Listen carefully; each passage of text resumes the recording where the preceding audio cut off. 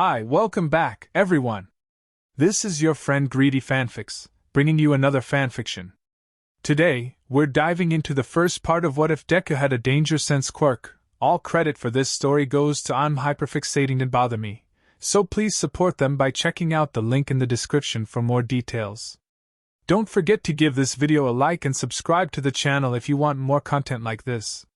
Now, let's get into the fanfic. It's getting hard to focus. He realized that a while ago, but he's really getting tired. This is the fourth attempt at his life, and he is giving his absolute best to come out on top. This one was tricky. The villain has some sort of duplication. Or maybe it's more something like projectile redirection? Perhaps it's a homing quirk with a target lock? Either way, it's exhausting. There's rocks and bullets and glass and anything the guy could get his hands on just repeatedly flying towards him. Danger sense is going wild. It's too much. He needs to finish this quickly. Izuku has been away from UA for a while now. He got used to being on the streets fairly quickly. Being alone was nothing new. He could take care of himself. He told All Might that he didn't need him to baby him, and he meant it. Okay, maybe he just wanted to protect the man, but who can blame him? Toshinori Yagi was his mentor and idol. The thought of him getting hurt just because he was around Izuku brought him actual, physical pain. Besides, he wasn't really alone. He had all the holders with him. In his head. All the time. God, he's tired. Focus 9! Speaking of, that was 4. Sorry! He responded, dodging yet another piece of rubble. Was that a light bulb? Who are you talking to, brat? Oh, right. He forgot about that guy. Your mother! Ah, great, 5 is rubbing off of him. Ignore those idiots, I'm proud of you, kid. 6 groans echoed in his mind at those words. How dare you ridicule me like that? I'm the great sniper, loyal follower of All for One. You will fear me and die. Izuku was getting the feeling this guy might be just a little loose in the head. Great observations as always, 9. Thanks, 1. Are we gonna ignore the fact he called himself Sniper? Yes, 7 we are. Anyways, where was he going with this? Right. He was tired. He hasn't slept in days, he barely ate, drank the absolute minimum to stay alive, and had 7 ghosts constantly chatting away in his head. All the while being on the run from a 200-something-year-old supervillain and his hired guns, hiding from his classmates, and of course, saving people from the various other villains that escaped after the successor of said supervillain started randomly attacking his classmates, and decided to break into various prisons in order to free said supervillain. How was it that only a year ago he was but a bright-eyed quirkless teen with a dream? Fate is often cruel to those of pure hearts. Since when is 6 so poetic? Rude, sorry. Are you even listening to me? He wasn't. I'm kinda busy here. Really, what does he want? He's the one constantly throwing things at me. Ha! What, can't the little hero keep up? Has the guy hit him even once? No. Is he going to point that out? Absolutely. No, I'm fine, just not interested. Judging from the laughter in his head, 5 and 7 agree. Good to know. Now, hindsight is always 20/20ths. In that moment he would have usually kept going until he found an opening. But he was tired and, to reference 6, fate's a bitch. Crude but true. Thanks. So, as fate would have it, All for One had the foresight to realize how incompetent this guy is. And, in the barrage of rubble and trash, Izuku was unable to use danger sense to actually find out what was approaching him. That something turned out to be a hand. A hand that quickly changed course and grabbed him. And as his vision flooded with colors and lights, blurring his surroundings, he just barely hears an unfamiliar voice. Master will be pleased to know you won't be an issue anymore. I don't really know where this will send you, but so far, no one has ever returned. Farewell, little hero. Those were the last words before his body exploded in white-hot pain. Then, there was darkness. Waking up after that was quite the experience. It happened gradually at first. Until he remembered how he fell asleep, that is. What happened? He asked as he jumped up. He felt off. Imbalanced. Clumsy. We're not entirely sure, kid. Nana using that motherly tone meant he was missing something. Well, that doesn't sound good. 9, you might want to look in the mirror. Mirror? Oh. Now that he looked around, there was, in fact, a mirror.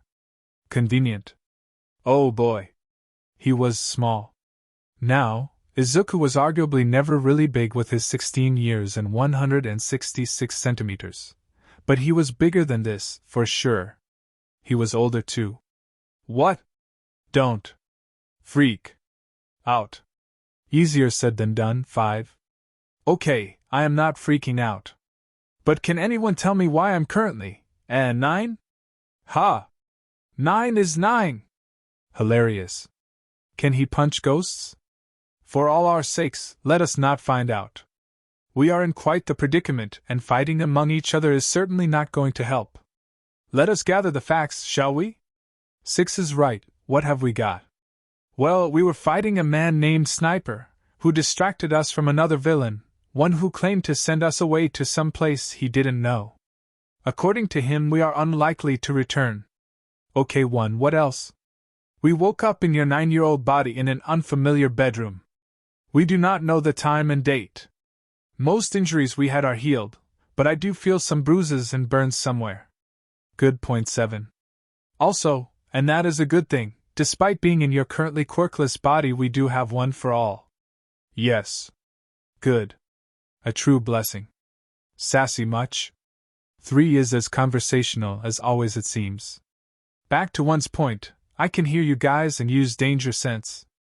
But if I'm honest, I don't think my body could handle much of any percentage of one for all. So if there's a fight, I'm gonna have to rely on your quirks. Feeling the others agree, he started looking around his surroundings more. The room looked rather plain, not many decorations, some schoolwork, a bookcase, and the bed he woke up in. All in all, it looked a bit like the dorms, just not personalized. The only thing that stood out to him were the stashes. One stash was hidden under the bed.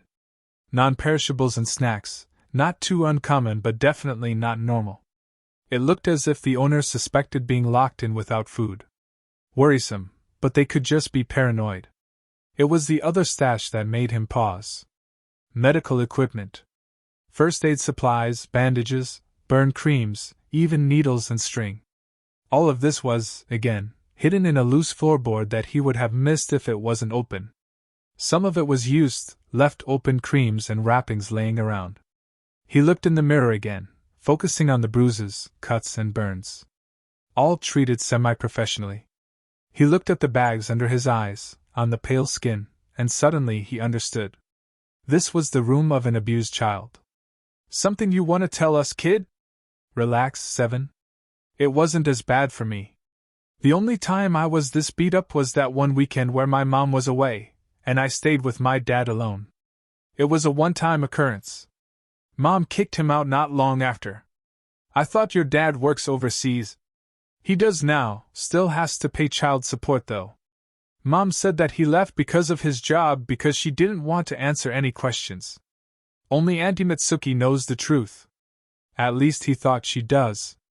Looking at the schoolwork, it was obvious something was different. Looks like in this universe, you went with him, Ford pointed out. The books themselves didn't really stand out much. Regular 4th grade business. Just in English. American English to be precise. He lived in America. Likely with his father, like Ford said. That's not the only thing, kid. 2 interrupted his panic. Look at the name. Name? Oh. His name. It wasn't Midoriya Izuku. It was Akatani Izuru. Apparently alternative universes aren't as creative as you might think. Wait. Are we really just gonna go with alternate universes and not question it? I mean, it makes sense, right? We are you, but things are different than they were for you. The villain said no one ever came back and that he doesn't know where he sends them. It would make more sense than him creating and altering a new reality. One pointed out. As much as I hate this, you're right. If he doesn't know, then he couldn't be the one making them. But this opens up a whole new can of worms. If I'm no longer in my universe, who's going to take down Shigaraki? He was met with only silence. Did his classmates have no hope now? What about his mom? Kuda and Eri? I hate to say this, kid, but I don't think we can get out of this one. Even if we found the guy in this universe, there's no saying he can get us back into our universe, much less at the same time. This was the second time he heard to talk today. That makes 3 times in total. Not the time, brat. Sorry. Okay, so my name is Akatani Izuru. My dad is very likely abusing me, a quirkless 9-year-old that is in 4th grade in an American school. I have no idea which school nor class. Also, it's Wednesday, May 7th at 5:55 p.m., so after school. Anything else? How good is your English? That is actually my smallest problem. Wait, you're fluent? You didn't know that? Anyway, we need to find out what school I got before tomorrow. Danger sense is going off. Someone's coming. As footsteps got louder and louder, he quickly put the medkit back and hid it again, making sure nothing looked suspicious. He was about to hide himself when the door opened to the black hair of a man he did not want to see again. Dad. As panic started to flood him, he tried to get in as much detail as he could. Black, curly hair, he always hated those curls, red eyes, as red as the fire he breathes, and almost faded freckles framing a deep skull. Why did he have to look like him? He hated it. Why did I just get a call from your principal saying that you started another fight? Not good. She wants to meet us today. This is so bad. When I was going to get drinks with the guys today? The look of absolute hatred burned him. He couldn't move. Suddenly, he was 5 again and Mom was nowhere in sight. Good thing she gave me the perfect excuse for why you're hurt. These Americans might not care as much that you're a useless freak, but we here know just how uncommon it is in Japan. You're nothing but a worthless waste of space. So, stop trying to play hero and get back in your place. As the man got closer and the heat in his throat got hotter, Izuru closed his eyes and clenched his jaw in preparation. This is gonna hurt. Izuru is quiet when they enter the office. The last hour was hell and the drive to the school was short but tense. At least I know where it is now. The office is empty when they get in. It's elegant, professional, with decorative clutter placed in strategic places. Natural browns on the wooden furniture. The bookshelves looked more like displays with their intricately decorated doors, and the paintings were framed in solid wood. All in all, it was very aesthetically pleasing. The quiet in the room is anything but. He's tense and on edge. Luckily, for once, the voices in his head are silent as well. A blessing. A few tense minutes pass until a woman in her early 50s walks in, sitting down at the other side of the large wooden desk. Do you know why you're here today, young man? He really didn't.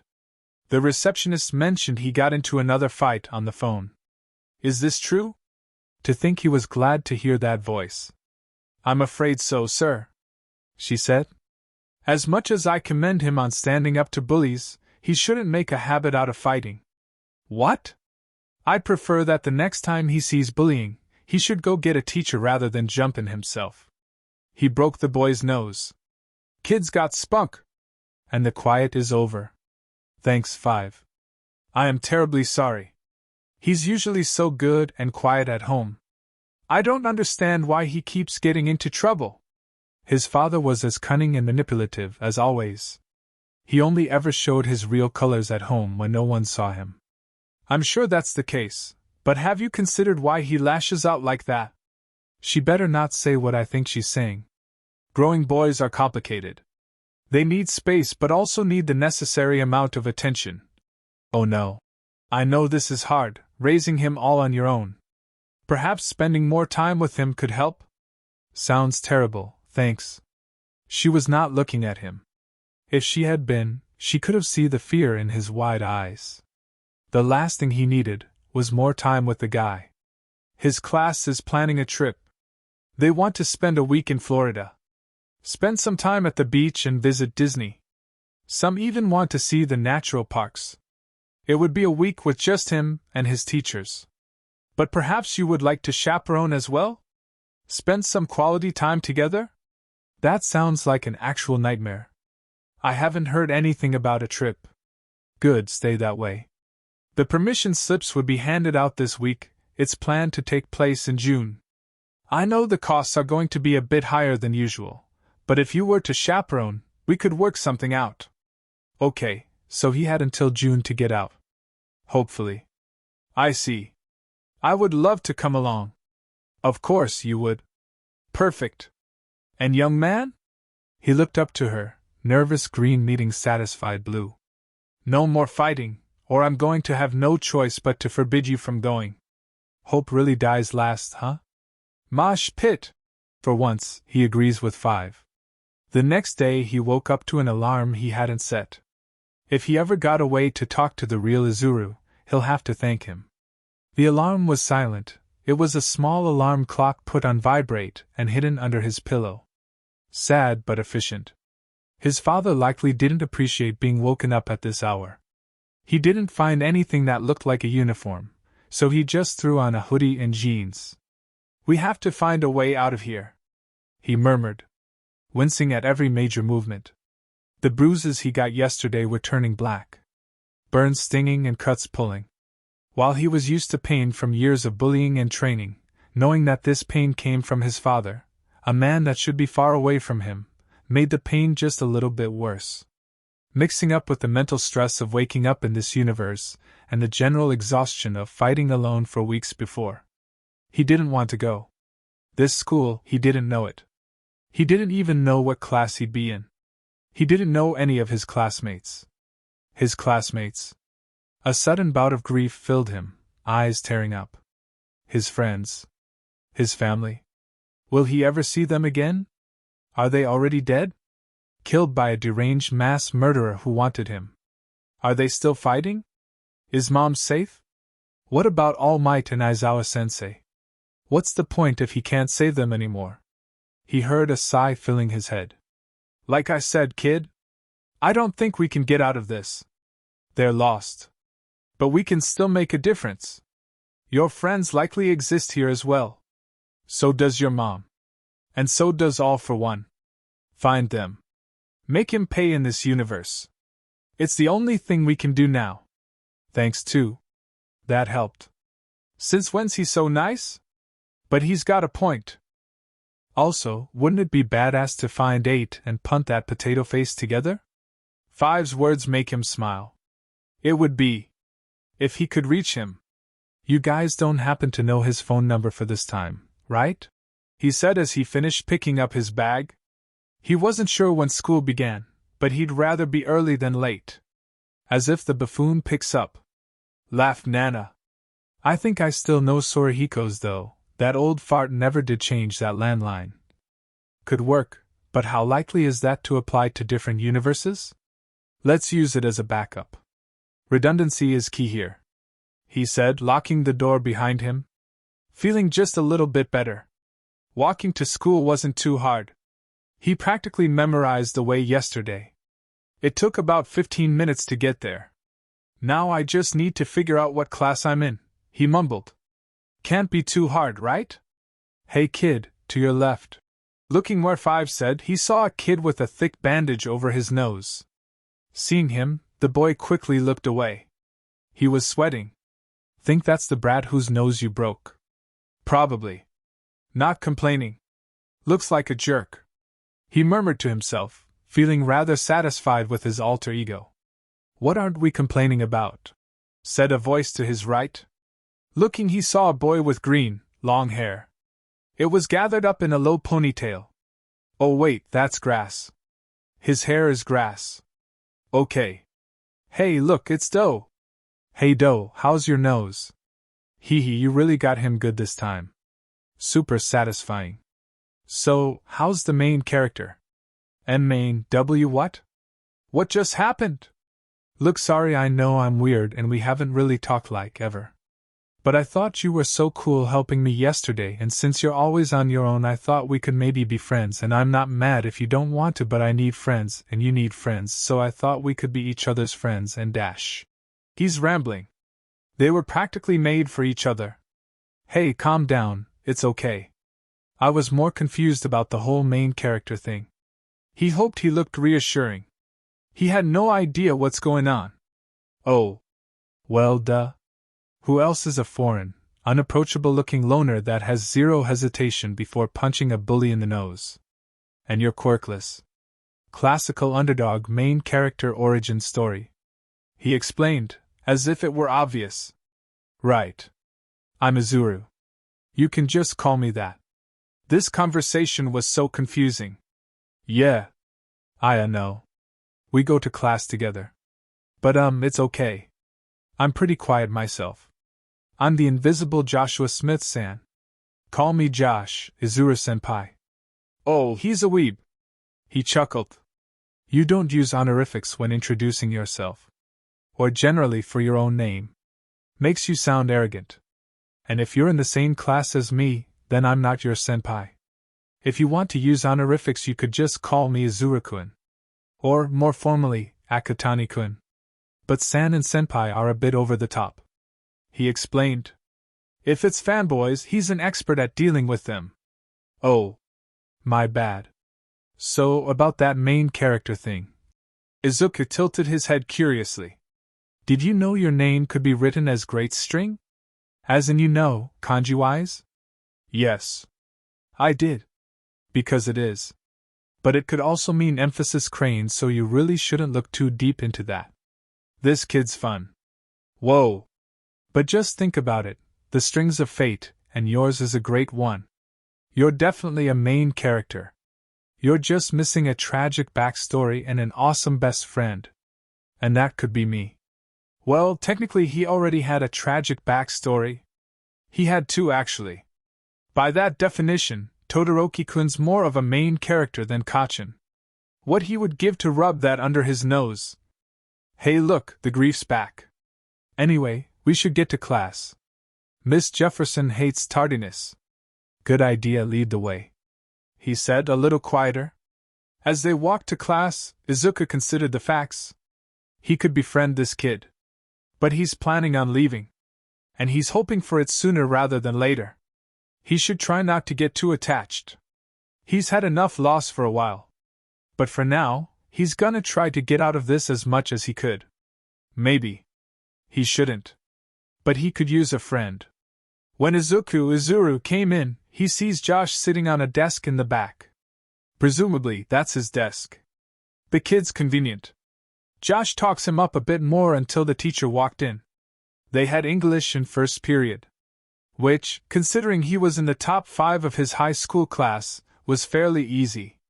In fact, all subjects were. So, he used the time to think about everything he knew about American culture. And tried to remember his classmates' names. Nothing interesting happened until maths. Izuru. The name was so butchered, he almost didn't react, although the rather sudden name change could have something to do with it as well. No. Too similar for that. It's just the terrible pronunciation. Looking up, he saw a few calculations on the board. If you're so bored, I'm sure you wouldn't mind solving these 5 problems, do you? The man said. He looked rather smug to have caught him. His problem. Blinking, he got up and took the chalk. Now this is a new topic, so don't be scared to ask for help. Here. He interrupted the man, handing him the chalk back. The teacher looked at the board, stunned. What? How ? Izuku tilted his head, looking at the man with a blank face. It's just fractions. Also, it's Izuru. He answered silently. Well, if you're so smug about it, you can go ahead and do the other 5 as well, he said, looking down on the not quite 9-year-old. Okay. It took about a minute. The teacher let him back to his seat then. He wasn't called on again. During lunch, he followed Josh to the cafeteria. He didn't have any money, so he just waited on the sidelines while the other boy was in line. He was surprised about the amount of food on his tray. He followed him again to a table. Guy, look, Grass Boy and the walking bush became friends. Are you starting a gardening club? Seriative. He didn't grace them with an answer. a now nervous-looking Josh following close behind. Don't ignore me, you quirkless idiot. Turning to the boy, a tall-looking kid with a rock mutation, he pulled a glare that would make Todoroki and Kacchan proud. The kid backed off after that. Whoa, whispered Josh as they sat down. That was so cool. You didn't even say anything. He looks happy, so that's good. Thanks, he answered, gaze roaming over the cafeteria. Here. The lady always gives me way too much food, so you can have some. Oh. That was definitely on purpose. Izuru gave a small smile. Thanks, Josh. The kid practically glowed. The rest of the day was pretty similar. The only subject he had any issues with was history, and even then, it wasn't too bad. He liked doing research. All Might debuted in America, so it was on his list. Also, the voices in his head remembered 8's time here. It's enough for now, and he doesn't plan on staying long enough for it to become a problem. If he had a choice, he'd already be on the plane. But he's 9. And a plane ticket to Tokyo wasn't exactly a week's allowance. He doubted he even got an allowance. Trauma bonding with Todoroki should be interesting this time. He couldn't wait. But for now, he had a job to do. Priority 1, don't go on that trip. Let's see how much I can get away with without Dad killing me. He was out of ideas. He had spent his entire life trying to be invisible. He never wanted to bother people, so going out of his way to do just that was tricky. It's not like he could actually start a mosh pit like 5 suggested. He was 9 and so were his classmates. They probably didn't even know what a mosh pit was. He couldn't rely on his luck. He'd take the week of supervision over that trip any day. No way in hell was he going into a plane with that man. Could I just run off at the airport and sneak onto a flight to Tokyo? Wouldn't recommend it. Right. Can't you just punch another kid? I'm really not comfortable with throwing the first punch. Wow, don't sass me 5, I'm a hero. So? So was I. Why did 4 choose you again? Because I'm awesome. Any comments, 4? As expected. Hey! Didn't your teacher call you problem child? Just do what you did to get that name. Good point, 7, just one problem. He called me that for getting into problems, not causing them. I think I got that name after Hosu, but I'm not sure. Then find a villain to punt. No. Taking a deep breath, he started walking into class. Maybe an opportunity would arise on its own. Hey there, main character! Would he? No. Let's not drag anybody into this. Although he would. Hey Josh. Say, you think you could help me with a little project? You can say no, of course. Absolutely yes. They walked to a corner, making sure no one was close enough to hear. I want to cause as much trouble as I can get away with. Izuku watched as the confusion washed over the boy. He'd have to tell him, probably. Here goes nothing. So you know about the trip to Florida? Yes? I don't want to go. No, actually I can't go. The principal said I wouldn't be allowed to, if I got into another fight. I don't like starting fights without a reason. So I need to get into as much trouble as I can without getting suspended. He explained. The other was still confused, but seemed to understand. Why don't you just tell your parents? How do I explain domestic abuse to a 9-year-old without traumatizing them? WL, do you remember how you said I was missing a tragic backstory? I don't. And my dad isn't the nicest. And I don't remember my mom. She's probably in Japan, but I'm not sure where and don't know how to contact her. The principal wants my dad to chaperone. I'd rather be stuck in class instead. I know this might sound insane, but I can't think of anything else. I'm sorry. I shouldn't have asked? Forget it. Seeing the scared look on the boy brought back his doubts. He didn't want pity. No. Wait. I'll help. I was joking when I said that. I'm sorry. Is he hurting you? Instead of answering, Izuru, get used to it, rolled up his sleeve, showing the burns and bruises from 2 nights ago. Josh's eyes widened even further. The boy tried to say something, judging from how his mouth moved, but nothing came out. Izuru took a deep breath and tried to explain. This was for getting called to the principal. Pretty sure it's always been like that. But please know that I'm not telling you this because I want your pity. I don't. But I could use your help. I have a number from a hero in Japan, but I'm not sure if it's still accurate. Even then, I don't know if he could or would help me. I can't risk going to the police without proof. And I definitely don't want to go into foster care. So I decided not to tell anyone until I'm sure of what happens after. For now, I just want to make sure I don't have to spend a week with that man following me around all day. I'd appreciate it if you could keep it to yourself. Okay. I don't really get half of the things you just said, but I'll help. What do I do? A determined gleam ran over his eyes and Izuru felt some of the shadows in his heart lighten. He wasn't alone. Not in soul, and now, not in body either. We start at lunch. The cafeteria was as loud as the day before. Josh got their food. The boy insisted on paying for him, and as much as Izuru wanted to disagree, his stomach wouldn't let him. He barely ate outside of school. He shouldn't push his luck. Looking around, he saw his target. The same table that called him out yesterday. They were poking fun at a few others. He wouldn't feel bad for this. As subtle as he could, he activated Black Whip and grabbed the table behind them, pulling it towards the other. Food went flying as they collided and landed right on the heads of the bullies. This might not go on his blame, but it's definitely satisfying. The food war that followed would give him enough chance to participate. Once he and Josh finished eating, that is. Man, I want in too. 5 commented. Really? Yes? It's been what? 100 years, since my last good food fight. Well, good luck. I can? Knock yourself out. You are the god of chaos, Izuru. Josh said, as they finished up. How'd you even manage that, without them realizing it was you? Izuru smirked. I have my ways. He replied smugly. So cool. Was the whispered reaction. He was going to answer, but then. Lightning.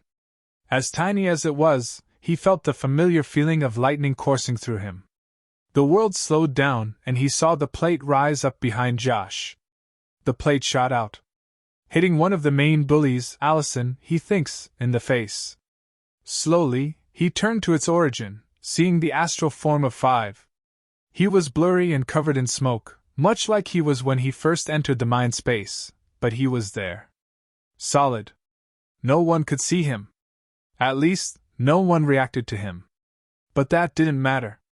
Not when his mind and body was absolutely still. Even 5 was frozen, his arms still outstretched after the throw, eyes wide and mouth open. You okay, man? Josh asked, finally realizing the state he's in. Peachy. He replied, trying to shake himself out of the shock. What just happened? I think 5 just figured out how to haunt. 6 replied. You think? Came from 3. How did you do that? Asked 7. This went on for a while. It was chaos. All of them trying to move something in the real world. You know, not what I had in mind, but I can work with it. So how do we get you into trouble? I mean, don't get me wrong, this is fun, but no one knows you started it. By finishing it. He stated, ignoring his inner turmoil. Later. Izuru got up, calmly walked over to the center of the cafeteria. For a while he just stood there, watching as the food fight ended with fists. Hitting the most popular girl in school with spaghetti wasn't seen as a good thing. Of course the other party tried to explain it wasn't them, but considering the real culprit was a ghost, the blame evidently fell on someone else. That ended in a fight between the popular kids and the troublemakers. All he had to do was confess. He kind of threw that. At least it was his fault. He wouldn't go down without a fight, but he might also not need one. Who am I kidding? They already hate me. Bring it. I already told you it wasn't me. Some younger kid yelled. And I told you that I don't care what you say. Someone started this whole thing and it began with your table. Steve, Allison's boyfriend, said. I did it. Izuru calmly stated, silencing the ongoing fight. What was that, nerd? He said slowly. I threw that plate. And why? Why what? Why did I throw it, or why would I tell you? One thing Izuru was good at was provoking people. Why did you throw that plate? He's mad, all right. Izuru gave a small smirk. She was in the way. I was aiming for you. The hero answered, using the sweetest voice he could muster. Steve didn't reply, simply stretched his arm back and made a fist. Kid was slow, sloppy. Izuru ignored danger sense. He could see it bright as day. As long as he didn't throw the first punch, everything would be okay. He blocked the punch with his arm. It barely stung. Before the kid could realize what happened, Izuru struck back. Steve stumbled back a few meters, hitting the table hard. His face was already swelling up. Good one. Why thank you, 3. What is going on here? And there is the teacher. Just as planned. And Mr. Williams, someone started flinging plates around. Steve and his friends were throwing things everywhere after. Izuru wanted him to stop. So when someone threw a plate back and hit Allison, he took the blame. Steve was just accusing people left and right. But Steve didn't let him talk. He punched him, so he hit back. Josh defended him. He heard some agreements from the crowd. Steven, is that true? Williams incurred. That's stupid. I didn't do anything. They just started with the food. He came up to me and started punching me. The crowd gasped and murmured amongst each other. Izuru? He was looking at him now. Why don't you just look at the cameras? He replied, pointing at said devices in the corner of his room. We will. I just want to hear your point of view. It's like Josh said. He hit me and I reacted. Turning to the now swollen-faced boy, he bowed lowly. I'm sorry if I hurt you. I just wanted this to stop, he said. He hated acting like this, but lives were on the line. All right. Thank you for that. Why don't we just go to the principal's office? Let's clear this up, shall we? Here goes nothing. Did it work? Asked Josh as they got out. Not quite. They say none of it was my fault, that I only reacted. I had to apologize to Steve and his parents. But other than that, nothing. They didn't even call Dad. Not complaining about that part, though. Izuru replied with a sigh. So now what? Guess we try again. It can't be that hard to get in trouble. Without getting expelled. God, he's so tired. When was the last time I got 8 hours of sleep? After the sports festival. Seriously? That's almost a year ago. Well, it's technically 5 years in the future. Thanks, 1. I really needed that reminder. I'm leaving. I have 4 hours until Dad gets home and I have an existential crisis to deal with. He tells his friend. What? Are you okay? Josh said. No. Yes. Oh, by then? Good. At least one person that can read the mood. Yeah. See you tomorrow. And thanks. For today. Sorry for dragging you into this. No problem. What are friends for? Not this, usually.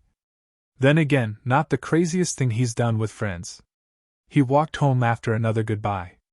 Once he reached a quiet road, he made sure no one was watching him and went into a nearby alley. Okay. What was that at lunch, 5? He said. He was able to keep the panic and excitement in until now.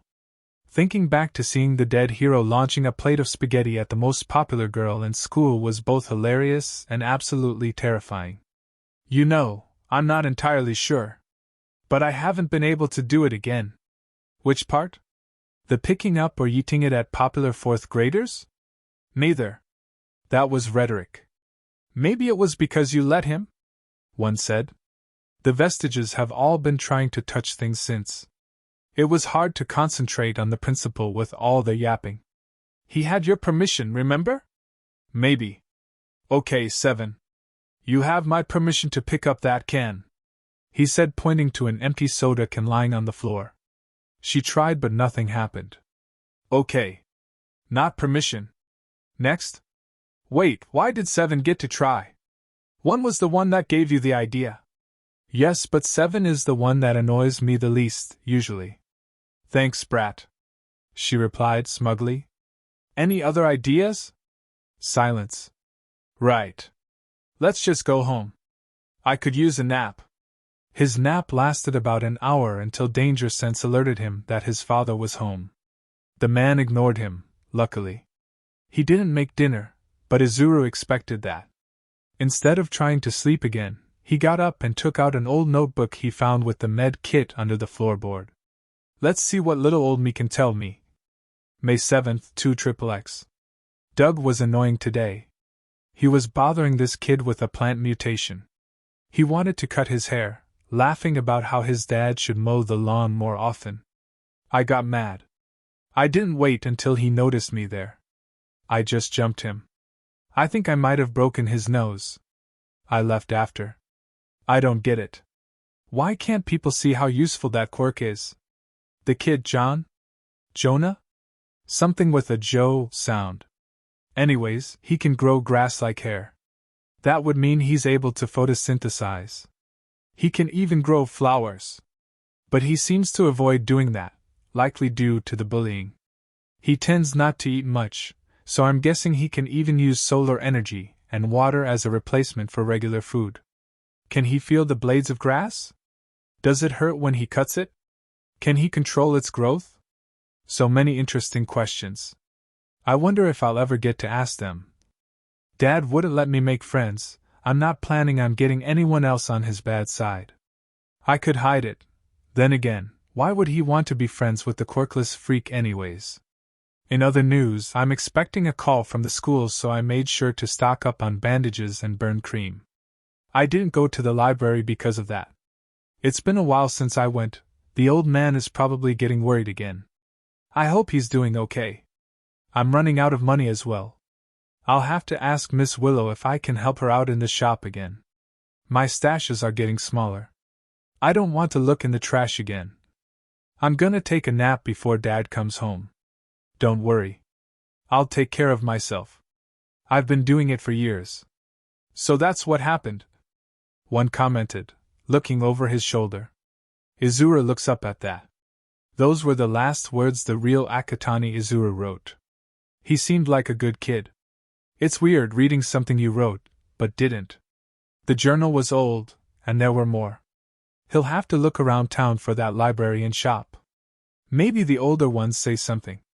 The others were still trying to get solid with little success. Still, they all managed to get a pretty solid-looking form. There was still a little smoke around their bodies, but it was dissipating. Izuru supposed that was good news. It'd be useful if they can separate from him. Good recon for hero work. Or escaping an abusive parent. Whichever came first. He was hoping for the latter. Speaking of, it was time to plan. Putting the journal back in its place, he picked up some loose pages from his desk and started brainstorming. He could try some classic pranks. TP a room or drawing something on the blackboard. Annoying but harmless. He'd have to get caught though. Coming out as the culprit will seem suspicious. He could start some more fights. But that honestly isn't his style. He was competitive but not confrontational. Speaking of, he could make dares. Competitions. Take them too far like he always did. But there isn't anyone he can do those with. He has about 3 weeks until the trip. He needs a plan. If it doesn't work, then what? He could try and run there, get away from the group, but his teachers will notice. He'll be found, and that just isn't an option. Another option is the city. He could leave while they're in NYC. They'll still notice him gone at the airport or hotel, but it's going to be easier to hide in a city as big as that. Not ideal, but manageable. The third option would be the ideal in that case. Actually, it would be perfect. He'd leave at the airport and sneak straight onto a flight to Tokyo. His teachers would notice, but as long as the plane leaves before they board, he could get away with it. Of course, it's also the riskiest plan out of all. If he gets caught, he could be actually charged. Well, not really, since he's 9, but the thought counts. He'd be committing a crime, probably. But there's so much more he could do in Japan. He could find All Might or Gran Torino. Maybe Tsukauchi, he'd have to believe him. He could look for Mom, too. Find out what happened to her. Or Uncle Masaru and Auntie Mitsuki. Kiddo? You alright there? Yes, why? You're crying. Oh. He hadn't noticed. Tears were silently falling from his eyes, stubbornly refusing to stop, regardless of how often he wiped them away. He started sobbing. Silent shakes took over his body. In that moment, he could have sworn he felt 7 pairs of ice-cold hands around him. This was frustrating. It didn't matter what he'd try. Anything other than direct assault would just slide by. He tried everything, but in the last week and a half, he'd only ever got in actual trouble a few times. Of those, 3 times were minor fights in which someone was bullying a kid and he'd step in. Even then, people learned from the dub nose and the flying sauces incidents and backed off the moment they saw him. If only Kachin could see how scared these kids are from a quirkless boy. Also, who named those? The teachers saw what happened. He got off with a warning. It's more than what he usually got. The pranks were usually ignored. Planning and going through with elaborate pranks only to confess to them on the same day was rather suspicious. So, he tried to avoid doing that unless absolutely necessary. Some of these incidents were the times he vandalized some of the teachers' offices. Glitter, TP, post-its, you name it. Each office had its own style. They checked the security footage then and found nothing but floating boxes, courtesy of the 7 resident ghosts that can now get solid almost every time they try. They were unsatisfied with those results and offered less detention should the culprit come out. He did. His father was called once, after the freshly dubbed "What crawled in and died" incident. He made a stink bomb and hid it in the vents. The principal noticed in the middle of an announcement, resulting in a series of very creative insults through the intercom. Of course, no one was allowed to leave until the culprit was found. After about an hour, Izuru got over his anxiety and ghost-induced amusement and confessed. However, due to his reputation as a smart and quiet kid who stood up for his fellow underdogs, he wasn't believed. He even told them how he made it. Regardless, just to have someone to blame, and possibly guilt the real culprit into confessing, he was given detention for 2 days. Which is ridiculous, considering some of the mutants can still smell it. They called his dad, which sucked. He was mad. Very. The teachers wanted him to pick Izuru up to explain the situation. That took away his chance to hide and lock himself into his room. Plus, the smell was everywhere, including his clothes. That combination prompted the man to lock Izuru in the bathroom, yelling about how, if he smelled like shit, he should stay there with the rest of it. After that, he left. Went drinking or something. It was the last time he tried doing his pranks on a Friday. He spent that time with just tap water. He only got out after his father came back on Sunday and went in to use the bathroom. Sneaking out while his back was turned and hiding in his room after. Pushing his bed in front of the door for good measure before using up half his food stash. Speaking of, the bed is still there. He managed to get a hang of float for this body and has been using his window for a few days now. It's the only quirk he was able to practice so far. He tried using Black Whip, but he doesn't really have the resources for it. He can activate it, and from what he has tried, it's pretty much the same as usual, but he can't be sure. As for the other quirks, danger sense is mental, so that's no problem. He hasn't gotten around trying smoke screen without causing mass panic, and FA gene wasn't needed so far. He might have also been worried about how powerful the output would be. There's no way of telling how much his body could take at the time. Therefore, FA gene and especially OFA are off limits. Maybe he could ask Nedzu to borrow Recovery Girl if he ever managed to contact them. Oh, and 2 still refuses to tell him about his quirk for some reason. I'll tell you when you need it. Sure you will. Either way, he should start thinking about alternatives now. The afternoons he hadn't spent in detention, he could be found at either the library or the small florist shop his alter ego helped out at. He found the addresses and necessary info about them in the old journals in his room. The people there were really nice, although Izuru thought they might have suspected what the situation was.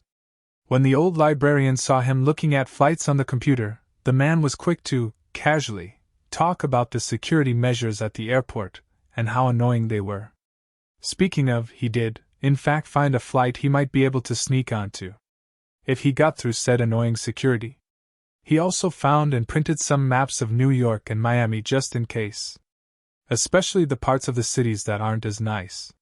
It would be more dangerous, yes, but it would also be easier to hide should anyone come looking. The main target would still be to get to Japan and go from there. Therefore, he has been stocking up on everything he might need. He found a second old backpack and started packing food, blankets, toiletries, and whatever clothes he could spare. He didn't have much.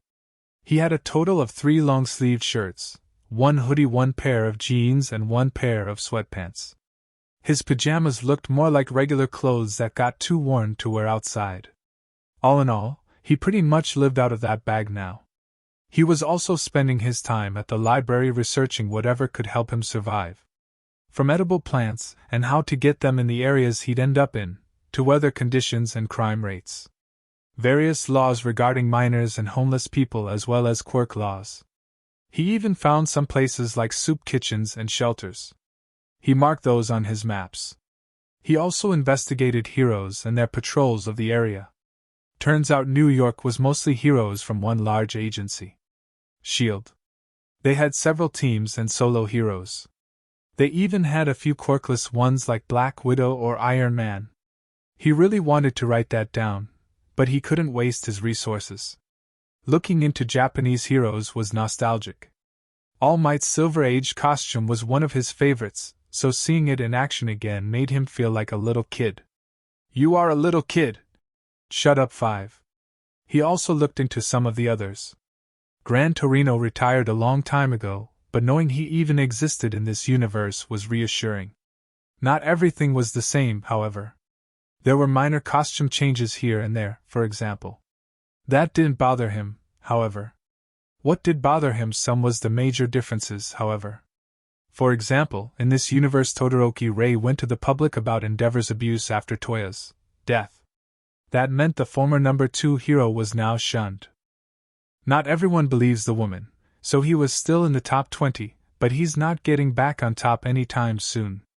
On one hand, he was happy for the family. He was all for escaping abusive situations. Obviously. On the other hand, Endeavor had changed. He was one of his mentors. Izuru believed everyone had the right to redeem themselves, and Todoroki Enji was one of those that did. Even Shoto forgave him. It conflicted him. He still believed that everyone should get a second chance, that they could be saved. But at the same time, he didn't know if he could forgive his father. The journals were detailed. Every injury was recorded in them. Could a man like that change? Should he get to? He didn't want to forgive him. It didn't matter if he changed today if he became a saint now that he wanted to. He didn't want to forgive him. What a hypocrite. Encouraging Todoroki-kun to forgive, but when it's his own father he didn't. Did that make him a bad person? One of the other things that changed was Kurojairi, or rather Shirikumooboro. The accident that killed the man in his universe crushed his leg in this universe. It was an emergency operation with lots of blood loss and even more media coverage. But with the support department and UA's resources, it was easy to provide the teen with a prosthetic. He was now often partnered with President Mike and Eraserhead as the pro-hero Loud Cloud. Another thing that changed Eraserhead. The man was still by all means an underground hero, but he's more well known than in Izuru's world. His quirk was kept a secret and his hero costume was a bit different, opting for a mask to hide his identity and a different, more tight-fitting jumpsuit with a leather coat for public appearances. There were images of his regular suit online as well, so the man probably chose 2 costumes, using one during the day and the other at night. It was a smart combination of being in the public's view without risking his work as an underground hero. The 3 of them were just recently in the news for starting at UA as teaching assistants. He didn't find any other major differences online, but he was determined to find more. One thing that stayed the same was the Bakugu's career. Mitsuki chose to retire her modeling work and focus on designing alongside her husband. His mother was also making her money as a lawyer. She wasn't famous by all means, but you could find her online. If only he had a phone to reach her. Regardless of all that, he felt prepared for what he was planning. He still had a few days, but he was ready. He just needed to hold on a little longer. The day of the trip came faster than he'd hoped. He spent the last few days preparing himself mentally. He had everything he needed, he just had to gather his courage. This is ridiculous. I've faced villains far scarier than this, why am I nervous? This isn't just some old villain, kid. This is your father. Escaping for yourself is harder than protecting or saving someone else. 78 once stated. He had everything he needed. Clothes, a blanket, a small pack of toiletries, his med kit, and food. He saved up a total of $70, as well. He sadly couldn't bring anything he could use as a weapon or water due to the airport security, but he'll make do. He also said his goodbyes. The librarian wished him good luck and gave him his number, should he need anything. Miss Willow, the florist, was kind enough to give him pointers on edible plants and how to find them. She also gave him a book on camping tips. As for Josh, he cried when Izuru told him of his plans. The boy gave him his father's number and made him promise to call once he's somewhere safe. They also cleared up the plans and what to do when the teacher inevitably starts looking for Izuru. He wasn't overly hurt either. The barricaded room did its job well. All in all, he was ready in every way other than mentally.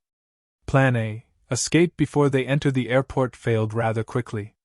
His father could see he was nervous about something and made sure to play his role as a loving father and kept him close. Izuru tried not to show his discomfort with the man holding his hand while the man made sure to hide his disgust with the worthless brat next to him. Both parties either ignored or hadn't noticed Josh glaring at the father. So instead, he looked for an opportunity at the airport. Specifically after they passed the security check. His food could be passed as a snack for the trip while the soaps and toothpaste in his bag were small enough to go through. The bottles were a donation from the nice old librarian. He is sending a postcard to the first chance he got. The group passed without any major incidents. While they were waiting for boarding, Izuru found his chance. His father went to the toilet. He grabbed his passport from his father's bag and excused himself with his teacher claiming to go with him. Instead, he pulled on his hoodie, making sure no one in his class saw, and went down to the terminal he needed. He memorized everything there was to know about that flight. When he got there, they were almost done boarding, waiting for the last few stragglers. He took a deep breath and started his plan. Step 1. Get through the ticket control.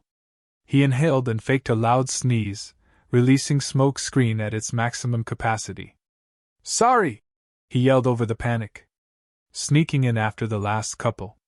The smoke reached the tunnel but stopped shortly before the plane.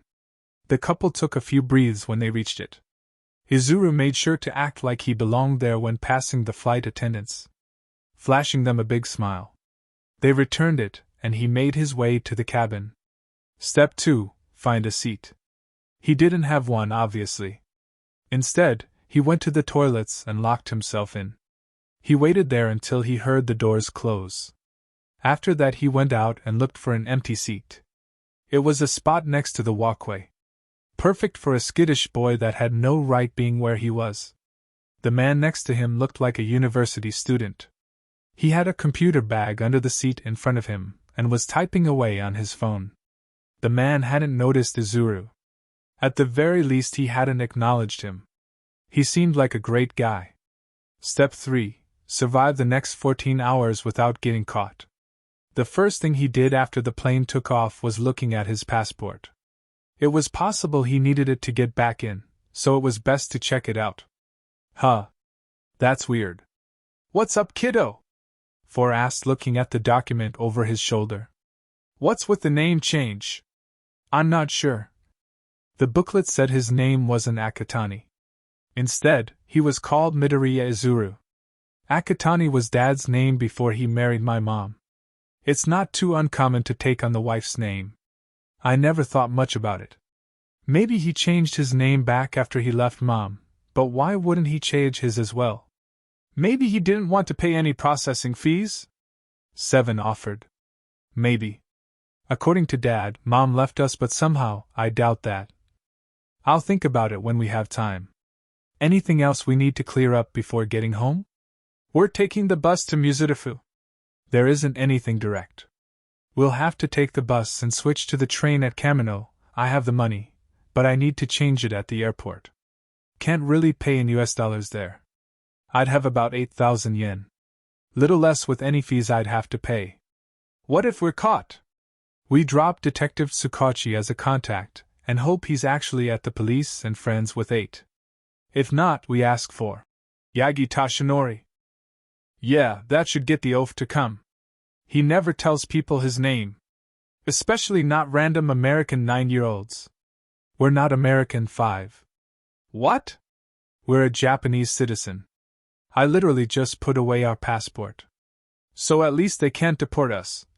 Or charge us with illegal immigration. Oof, thank you for that input. Next. Where do we sleep? Good point 7. We can't just show up at Mom's apartment like, hey, remember me? I'm staying here now. And call it a day. Maybe we should stay in Kamino instead. Its underground runs deeper, and there are more abandoned warehouses. Yes, and more chances to run into a certain villain, remember? 4. We have no reason to believe AFO is in Kamino right now.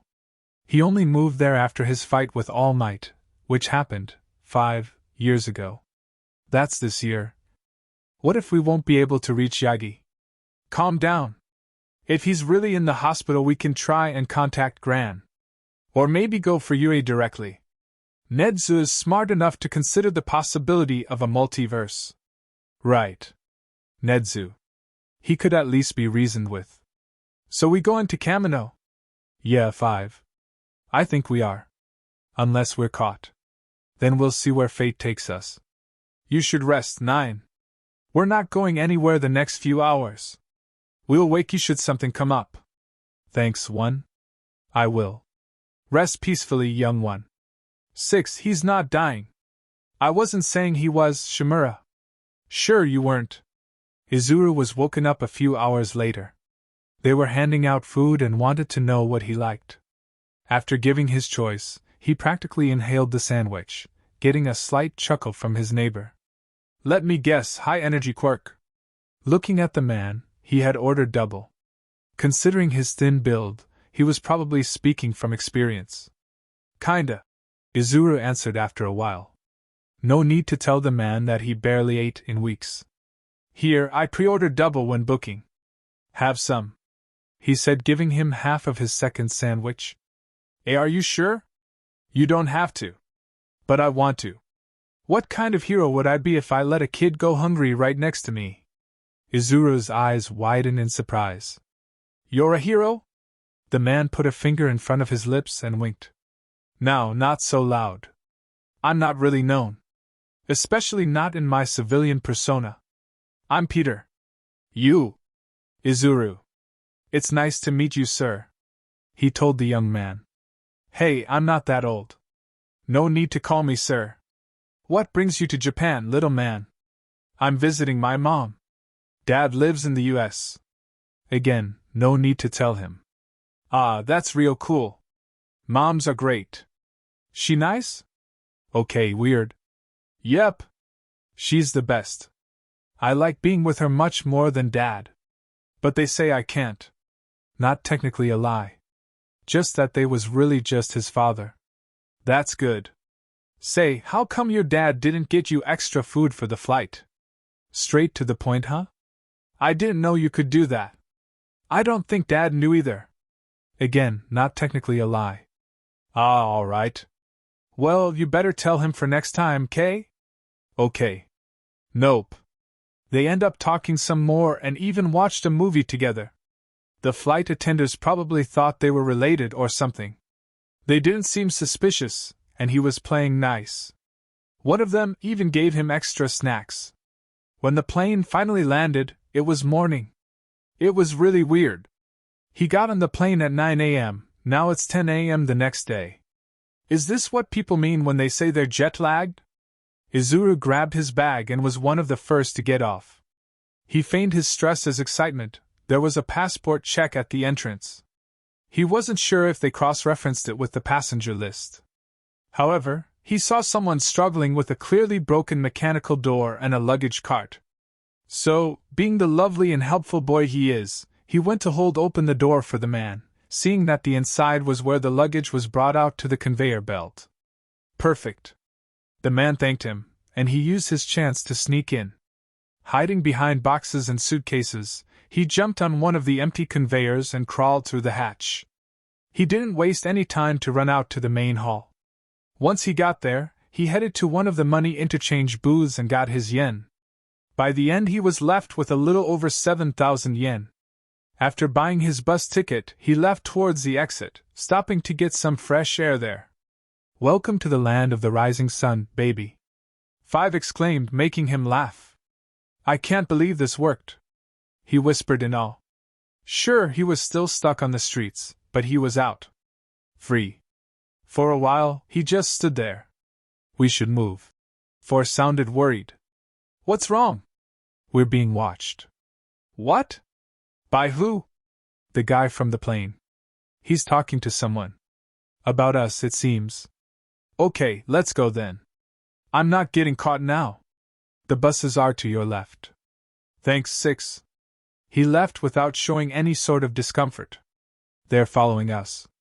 Speeding up a bit, he spotted the bus to Kamino. Running the rest of the way, he hurriedly got in, showing his ticket.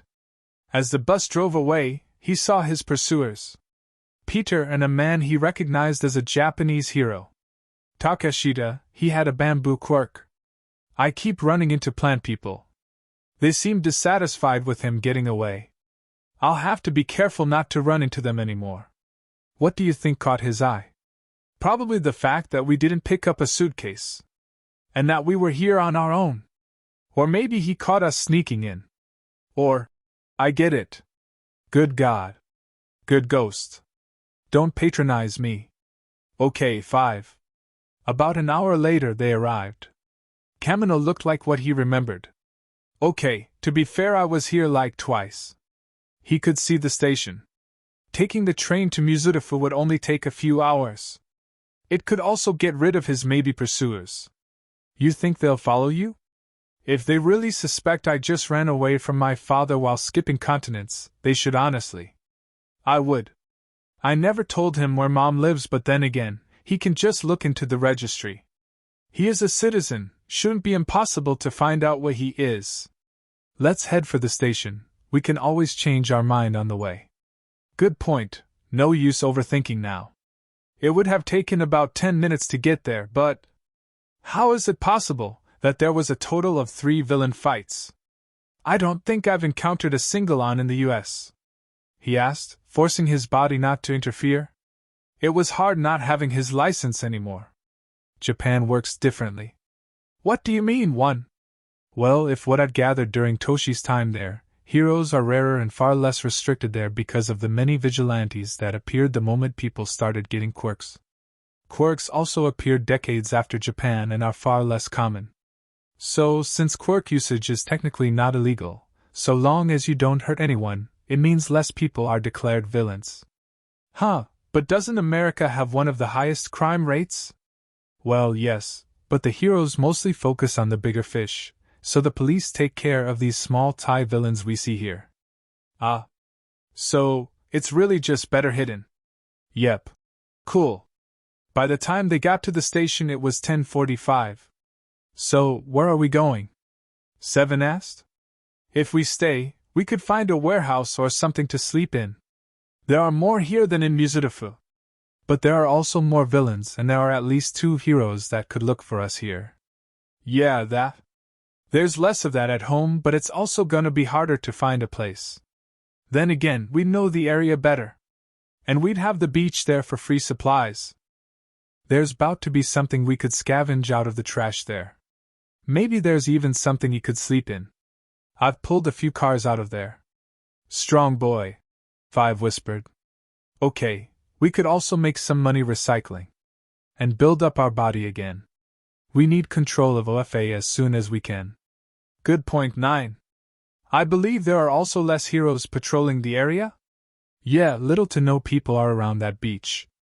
And the neighborhood only has a handful. Most of them are underground heroes. The biggest thing we had was Kamui Woods and Mount Lady, but they haven't debuted yet. Not sure about Death Arms and Backdraft. So we are unanimous? No one opposed. 6. Taking that as a yes, Izuru started moving towards the ticked vendor. No use drawing attention to themselves by sneaking in. The train took another 20 minutes to arrive, and the trip would take an hour or so. Izuru estimates to get to the beach by 1 o'clock. When they finally got there, Izuru heaved through the mountains of trash. He found an old car. Using Black Whip, he managed to get it off the small heap. Removing the seats, he placed his stuff in, finding some old boards as a floor. The window was broken and the doors bent, so he was glad it was summer. He'd have to find a solution to this whole thing before winter, but it would do for now. Right now, he just wanted to give in to the ever-growing exhaustion.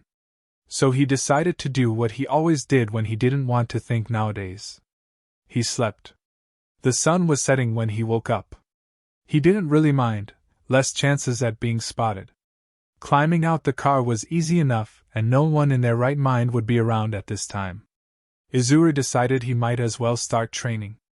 After warming up and stretching, he chose to start with his quirks. Floating up to the peaks and sorting through the trash. He made 3 smaller hills, recyclables, combustibles, and whatever was left. That pile consisted of metals, electronics, etc., basically, things someone like Hatsum could very much need and love. He considered finding a hop to sell those at. He also separated the things he could lift, and the things he needed Black Whip for. He could see a crushed bus under one of the mountains, and he didn't want to put his back through that. While he still needed strength to lift them using the quirk, it was doable. But he tried to just get them out of the way, and deal with them when he could use OFA. Once he had a small clearing in front of his den, he started practicing smokescreen. He worked one regulating the density from a thick cloud to an eerie mist he was definitely going to use on the field. Imagine the scare factor. Ideally at night. Should I go into underground heroics? Then again, OFA is probably too flashy for that. Hey kid! We have a situation a few streets away. Huh? Some robbery or something? For response. Should I? He wondered. 7 chuckled at that. You're already halfway there. Oh. I'm running. Might as well.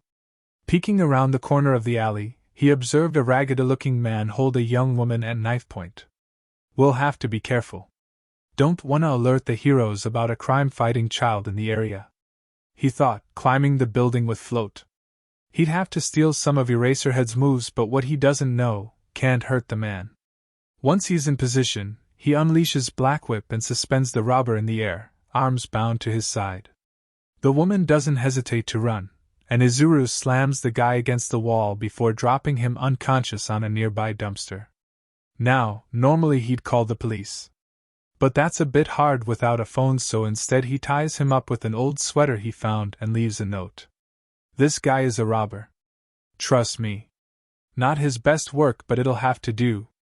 And considering he could hear sirens in the distance, he guesses the lady called it in anyways. That was easier than I thought. Well, you are an experienced hero. With the support and quirks of other experienced heroes. Still, I'm a hero student. Not a pro. And I'm currently 9. I have little to no control over my main quirk, nor do I have the muscle I had then. It was probably just a fluke. I got him by surprise. Wanna test that theory? What are you thinking for? I can sense a few others. No. I'm not going into full-blown vigilantism, this was an accident. My body moved on its own and I knew I could do something without being spotted.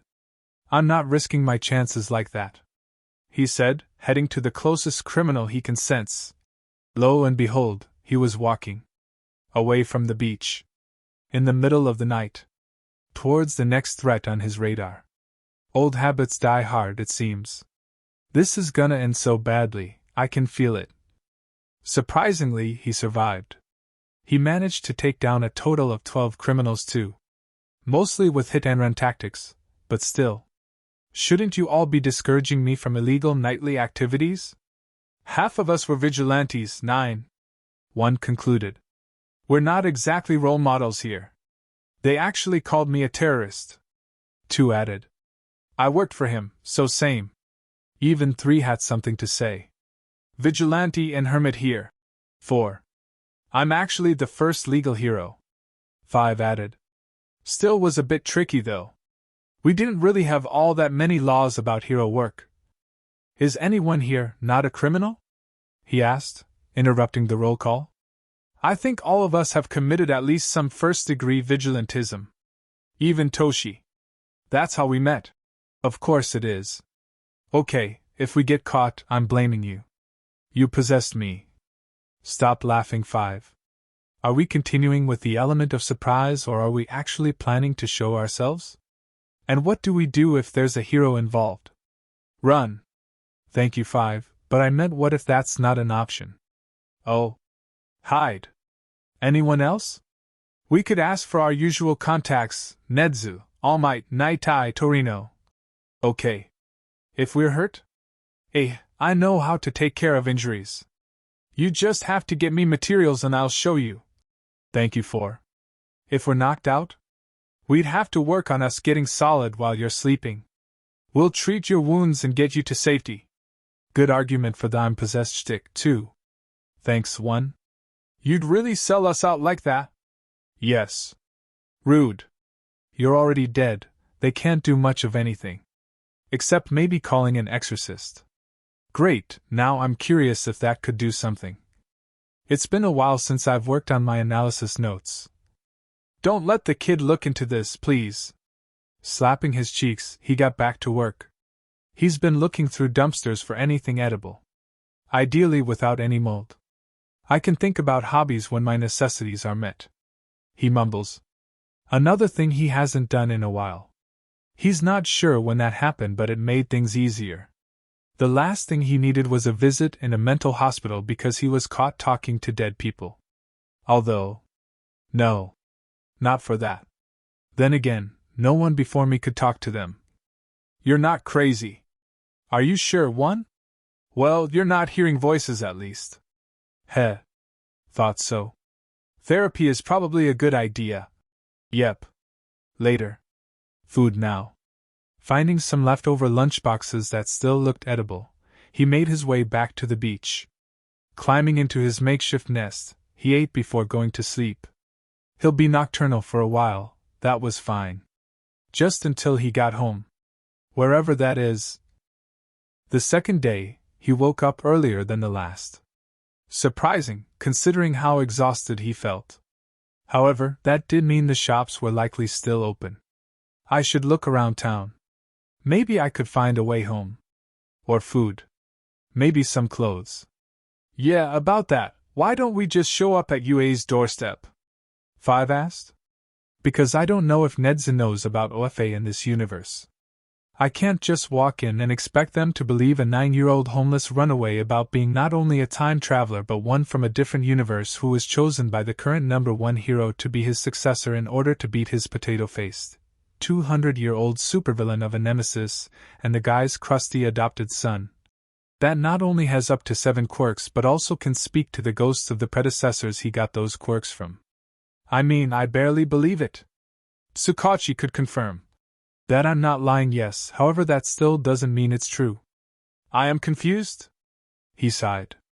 Tsukachi doesn't automatically know what is real and what not. If I was led to believe this is true, then it wouldn't be a lie and wouldn't register as such. Ah. Okay. Then why don't we go to 8? Again, I'm 9. If the number 1 hero came out to talk to everyone who asked nicely, he'd be there the whole day. Probably longer. And even then, I don't really know how to make him believe yet. He should be getting ready to confront AFO this year. It would be super suspicious to approach him like that. If they don't believe us, we run the risk of being sent back to Hisashi. And that won't do. Izuru gathered up the trash he collected the night before, adding the bigger parts on a cart he found somewhere. For now, he just got the recyclables and metal parts that weren't too rusted. He remembers a place he could get some money for that. It was quiet while he walked. He could spot a clock in a store. It was 3 p.m. He had been awake for about an hour then, so he got around 10 hours of sleep. Not too bad, all things considered. The place paid pretty good, so he got around 1,300 yen for a large bag of recyclables and a cart of spare metal. Pretty decent for a day. Should be enough for a meal or two. Plus, what he already had. He was okay for a few days. He decided that it was better to train and clean later in the afternoon, so after getting a late breakfast he walked to a library he spotted the night before. It's weird, I know the city, but the stores are just a little bit different. It's disorienting. The library should be another 3 blocks away, yet here it is. Ignoring the feeling of wrong, he walked in, heading straight to the computers. Izuru decided that he needed more info. Maybe All Might was conveniently going to be at some hero con where he had fan meetings he could sneak into. Or maybe his patrol route was online. He checked if he could find the private number of some of the heroes that could be in the know. Checked if there are young heroes with similar quirks that All Might. Maybe he already found someone. Maybe some info on AFO or Shigaraki. Anything he could find, really. After a few hours he got distracted by a video of some new upstart hero, falling into old habit, and starting a full-blown analysis on his totally awesome quirk. By then, the vestiges were officially bored. Most wandered off. Some working on their solid forms, others just looking around and reading. 3 and 5 allied in a haunt. Izuru could hear the screams of, really, they were everywhere. The only one that stayed was one. He too had a love of quirks and was just as focused on the analysis than Izuru was, looking over the boy's shoulder and giving suggestions. It was fun, having someone to theorize with. With the vestiges away, and the 2 others distracted, not a single one of them noticed who was sitting right in front of them. Otaki Ryoko was a simple person. She was in her early 20s, working on her literature bachelor. So, when she wasn't in university, or fighting with her mom that being writer was a valid career choice, she worked at a local library. The owner was nice, the pay was okay, and the people were bookworms like her. It was the perfect job for her. At least until she got her degree. And until she made a name for herself. Or a contract. Or actually finishing one of her books. She was getting off track. Either way, she had a simple and happy life. Because her life was so simple, she didn't really think much when the kid didn't greet her, going straight to the computers as usual. He was one of her regulars, always came at the same time, always alone, never brought a book too late, always chose the same type of books. He was a good kid. Some days he would practically bolt and loudly screaming a greeting for her before happily typing away on the PC. Other days he'd be more reserved. Coming in slowly and quietly, never looking at anyone's eyes. There was no in-between. It was a bit strange, but Ryoko was no idiot. She saw the bruises. He assured her he was safe at home, so she guessed it was probably bullying. There wasn't much she could do for him. She was a stranger. So instead, she made sure to always welcome him with open arms and a smile. Her greeting him made him smile. She counted that as a win. Especially when the kid passed her again, this time with a big smile, greeting her. As surprised as she was to have him sneak past her, she didn't think too much about it. The toilets are right next to the entrance, after all. The strange thing happened after. People started screaming about floating books and chairs, as if quirks weren't a thing. Probably just some pranks. She reminded them of that, although the screamy only moved out of the building now that the victims inside were reassured. That being done and peace restored, Ryoko decided to check on her favorite little reader, only to find yet another bizarre scene. Mind you, she had no idea what the kid's quirk was, so this could be a creative way to study more in less time. Then again, this never happened before, and the kid didn't seem to be the kind to use his quirk in public. At least not for something as lame as this. She observed the 2 boys currently on the PCs, green hair bobbing up and down on one side. Kid was practically bouncing, while the other was quietly murmuring to himself, seemingly talking to himself, and receiving answers. Neither acknowledged the other, too focused on their individual tasks. They were researching the same hero too. As strange as it seems, at least she now had a plausible explanation on the mood swings the boy had. Going from one extreme to another on a regular basis could have fooled her. She heard another scream and decided that it was more important to make sure no one gets hurt, leaving the two boys to their research. Still, she really wonders why they never told her though. For another to mention a brother even in passing was hard. Maybe it was a game to them. To see how long she'd take to notice? At least, she thought he was the other's brother. It only made sense. After all, how else can there be two Midoriya Izukus? Izuru managed to finish his rabbit hole journey before the library closed. Although it was pretty empty by then, only a few stragglers left. It was still light out, so he decided to grab dinner and head back to the beach. He focused on his physical body. Jogging all the way there, training on the pathway next to the sand, using rocks and whatever blunt object he could lift for strength training. He was about done with training and sorting through the trash when he took a break. The last few hours were nice. Working out has been a way for him to unwind since he started UA. Sure, it was hell at first, but he got used to moving around and his body thanked him for it. Especially now that his arms stopped hurting whenever he used them. OFA was a great quirk, but the damage his body took in these first few months left its mark. And now that that damage was gone, replaced with fading burns and healing bruises, he was glad for it. Now he sat there in the sand, head clearer than it's been in weeks and the voices in his head quiet. He could finally breathe. So he did. In. Out. In. Nice and quiet, nice and quiet? Green eyes snapped open. Why is it quiet? Looking around he saw the vestiges were still there, all 6 of them. Hold on, 6? 1, 2, 3, 4, 5. Oh no. Where is 5? He asked loudly, trying and failing to keep calm. What do you mean, he's right, there? Oh boy. 4 realized. Great, finally some peace. 2 yelled. Not funny, 2. You're just embarrassed you're the first that managed to lose one of us, he said, rolling his eyes. Excuse me? Not only am I the first that even talked to you, but he was also with your idiot. Hey! 3 protested. He was still there in the library. The ghost insisted, crossing his arms. That brainless moron is not mine. 2 scoffed, making 3 pout. Taking a deep breath, Izuru tried again. 3. When was the last time you saw 5? At the library. He said something about you leaving, so he headed there.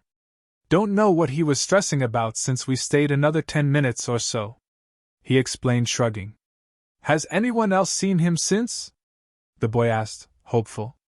He only received shaking heads and murmured no's. Great. We managed to lose a 120-year-old ghost. Wonderful. Let's go look for this whole-ass adult ex-hero. Is it me or is this kid scary when he's swearing? Can he hurt us? 4 asked quietly, as they watched the boy get his stuff. If there's a way, he'll find it. Expect it. 7 stated, as they headed out. The kids ignoring him. Which was incredibly rude. Yes, he ignored him, telling him to stay in one spot and not bother anyone. He also may have been pretty annoying the last month, and maybe he hit him with that one can he threw to test his physical limits. But that's no reason to ignore him. He others also seem to be back in the mind space. It also seems like they're blocking him since he can't get in. He doesn't deserve that. Banjo isn't sure what he did, but it can't have been that bad. When he saw the kid leaving, he followed like a good vestige. He's been trying to talk to the kid since, but he got nothing but the cold shoulder. If this carried on, he'd take back Black Whip. Somehow. The kid's just been walking around the city. He wasn't even headed for the beach. What was he doing? 9, I get it, I'm sorry. Please just acknowledge my existence. I can't go back to being a regular ghost with no special abilities and no one but stuffy old folk to talk to. Still nothing. The kid took another turn and entered a building. Hey, where are we going anyways, huh? The kid was still silent as they made their way up the stairs. Putting the key in one of the doors, he entered an apartment. I'm home, the boy yelled into the space. Welcome home, dear. How was your day? Came back in a very familiar voice. They moved towards the kitchen, the woman now coming into view. It was okay, the usual. But there's this new hero. They have a duplication quirk that lets them create a copy of whatever inorganic materials they touch and is so cool dash. The boy rambled on, explaining the workings of the quirk and how the hero has been doing. I think I messed up, Five thought to himself as he watched the pair set the table. How is this even possible? After all, the boy is at the beach, hasn't seen his mother in a while. He was with his father. I should leave, but the only way Nine won't look into a way to kill me is if I get some info for him. Anyways, how was your day? He finished up, letting the woman speak after a few minutes. Oh, well, it was okay, she spoke. Did something happen? The kid questioned, tilting his head. Well, do you remember how I told you about your brother? Inko asked. Bingo. Yeah, Kachin still doesn't believe me he exists. Why? I got a call from the police saying they recently ran into him. At the airport. Snitch. Huh? What was he doing at the airport? Running, mostly. Well, a young hero sat next to him on the plane. He said that Izuru traveled alone. Something about visiting us, which we obviously didn't know about. The hero asked the police to check in case he was a runaway, mentioned something about him showing signs of abuse and malnutrition. She continued. So, he came from America? He was with Dad, right? Why would he run away? Why not just go to the police or something? I couldn't tell you. But we can wonder about that when we find him. I can't believe one of my babies is out there on the streets. I just hope he's okay, the woman said, tearing up. Her tears then made her son cry as well. They were soon hugging each other, crying, food forgotten. Don't worry, Mom, we Midoriyas are stronger than people think. Rookin will be home in no time. Yeah, he'll be fine. I'll bring him home. Promise. He searched all night. Yet still no Five. It was morning when he decided to head back, the sun already up and people getting out for work and school. He knew the area, despite the jarring changes. After all, he spent most of his childhood here. Izuru had really hoped to find the runaway specter. Hopefully the hero hasn't found a way to hurt himself. Either way, it didn't matter for now. He had to get back before someone notices him. He was tired. Nothing new there, but still worth mentioning. Most of the night consisted of running around, danger sense spread out, hoping to find a clue. Not because the quirk didn't work, quite the contrary.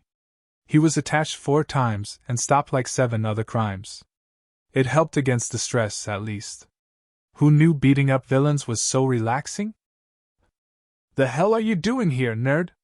Seems like Kachin's in one of his usual moods. Don't ignore me, DKU. Huh? He startled, turning around to see his old friend glaring at him. His childhood friend that shouldn't know he exists. Don't ignore me, freak! Is this a trick? Do I know you? Better be safe than sorry. If this me actually met him, I can play it off as a prank. The hell do you mean, huh? You think you're better than me? I guess yesterday wasn't enough to show you your place. He yelled, grabbing him by the collar. Yesterday? What's going on? I don't know what you're talking about. Izuru defended, holding back the confused panic that made itself comfortable in his head. Don't pretend you don't know me, Deku. The blonde reached back his fist and Izuru let his instincts take over. He grabbed the fist and twisted, earning a startled yell. Once the boy's back was to him, he kicked hard against the other's knee, making him drop to a kneel. He let go of the arm and kicked again, pushing the boy away from himself before running. He ran fast, turning the corner to an alley before floating up the roof. Once there, he fell to his knees and let panic take over. What did he mean yesterday? I shouldn't know him. It hurts, but it's true. Everything I know is that I was with Hisashi my whole life. But even if I wasn't, I haven't seen him yesterday. What if I did and just didn't notice? He called out, and I ignored him. What if he knows me? What if hes like me this really a timid traveler? What if hes mikachin and just looking for me? Wait if dash. Kid. Huh. Relax. A panic attack is not helping. 7 yelled. Right, yeah. Sorry. H panted out, working on getting his breath under control. When did I start hyperventilating? Am I crying? Yeah, you are. 3 answered. Sorry. Stop apologizing. 9. This whole situation is a mess you haven't had the time or strength to process yet. It's weird and confusing and none of us have helped enough and we're sorry. But it's not your fault. None of it. Okay? One spoke. Yeah. Okay. Sorry. They looked like they wanted to argue further but chose to change the topic instead. How about we go home and sleep? You've been up all night. Yeah. Sounds like a plan. Katsuki was pissed. No dare the nerd pretend not to know him. How dare he run after fighting back for the first time? How dare he be faster than him? He'll see. Deku can't run forever. The nerd obviously forgot that school's a thing. And he better not play dumb. And there he is, punctual as always. DKU. What the fuck was that, huh? The loser startled like the prey he is. Keikachin. What W was what? Oh fuck no! That stunt you pulled earlier. What the hell were you doing in my neighborhood anyways? How dare he look confused? What do you mean? I went to school like always. He lied. No, you didn't. Not only were you in MY turf, but you also ignored me, and when I kindly reminded you of your place, you kicked me and ran. Huh. And no. I would never. Well, clearly you would. He got ready to punch him again when the nerd got that look he'd get when stalking another hero. Ugh. Keikachin? You're sure it was me? Does he think I'm stupid? Of course I am, idiot. Was he wearing a uniform? No. Why the heck does he look so happy? That's great. You found him. Found him? The hell are you going on about? Rookin. What? Rookin. You know, my brother? Mom said that he ran away from Dad's and that they're looking for him. How many times do I have say it, you don't have a brother? Nah, I so do. And you found him. He probably left the area, but he's in the city. That means I can find him. We can save him. Save him, huh? Katsuki grinned. Maybe he can save the beating for another day. Yeah. Like heroes. He needs help. We can help him. Ha! Hell yeah! I'll be the best hero ever, so if you ask nice enough, I might just help you out. Really? Please, Kachin. I need your help. That's more like it. Deal. But you owe me your mom's curry recipe. He had to prove his mom that he's the better cook, after all. Deal. The grin on his face made sure no one but the nerd talked to him the whole day. He loved every second of it. Izuku was exited. Not only was he hanging out with Kachin, but he was also doing active hero work. And he can finally meet his older? Younger? Who cares, brother? When Mom told him Rookin was on the streets, he couldn't sleep from worrying so much. But now he knows how close his twin is. Was he quirkless like him? Did he really look the same? And why did he kick Kachin? Sounded like it hurt too. Does he know how to fight? Could he teach him? Gasp. They could be heroes together. That's so exciting. Could you shut up? Oops. Sorry. He clamped his mouth shut.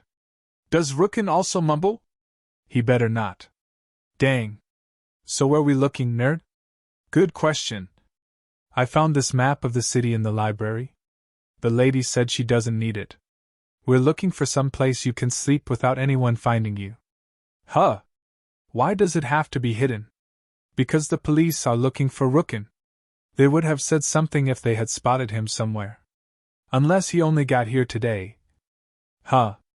Okay. What about here? Kachin said, pointing to the industrial district.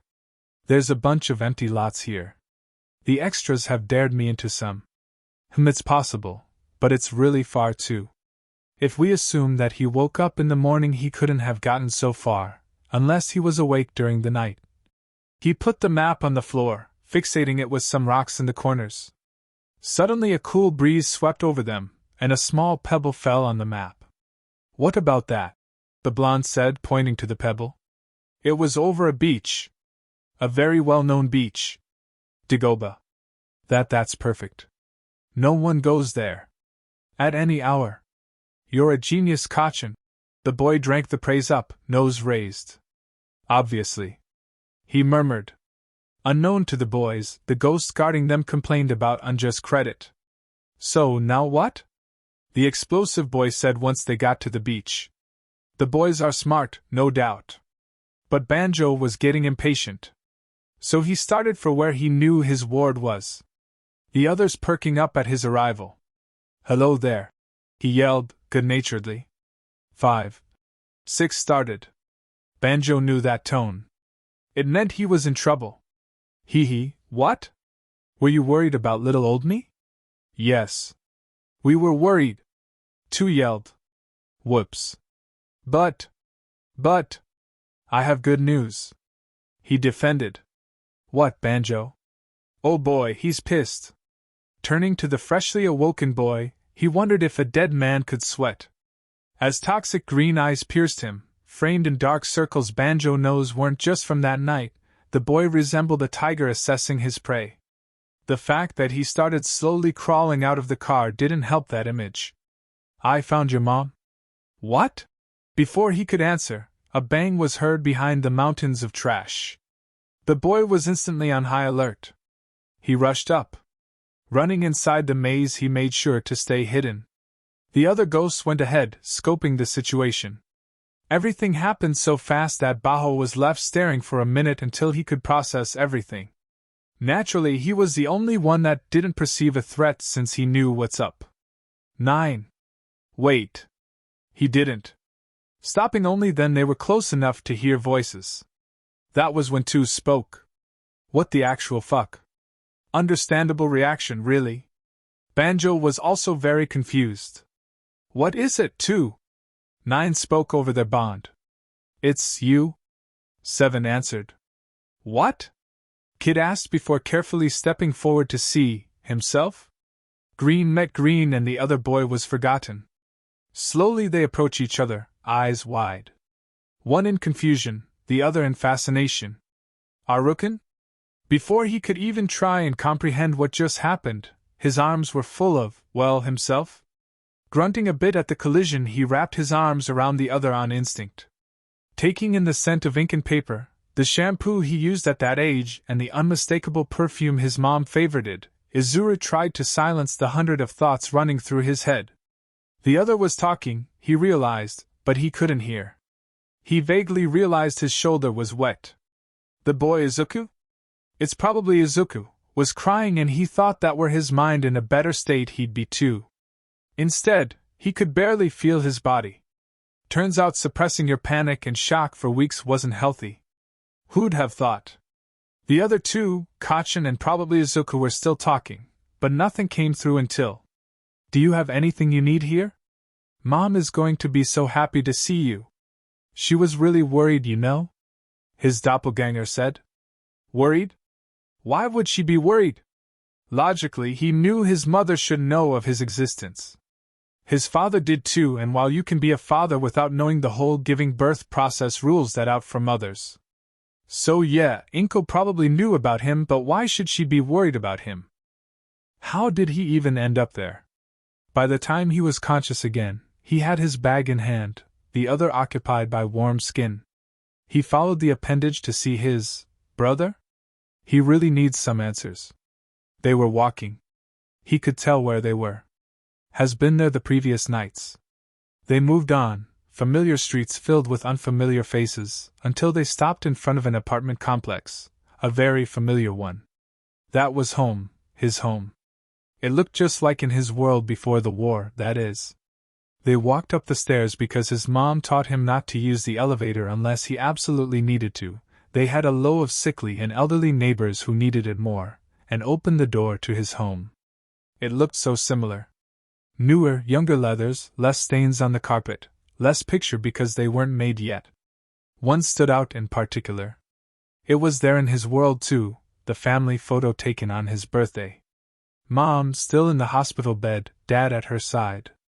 It was the only picture the man could be found in, the only reason he could still recognize him. It was so similar, only one detail changed. Him. Rather, the fact that there were two of him. Twins. That made sense. But why give one away? Mom! Mom! Mom! Mama dash. I'm coming, dear! Goodness, what's gotten you so exited?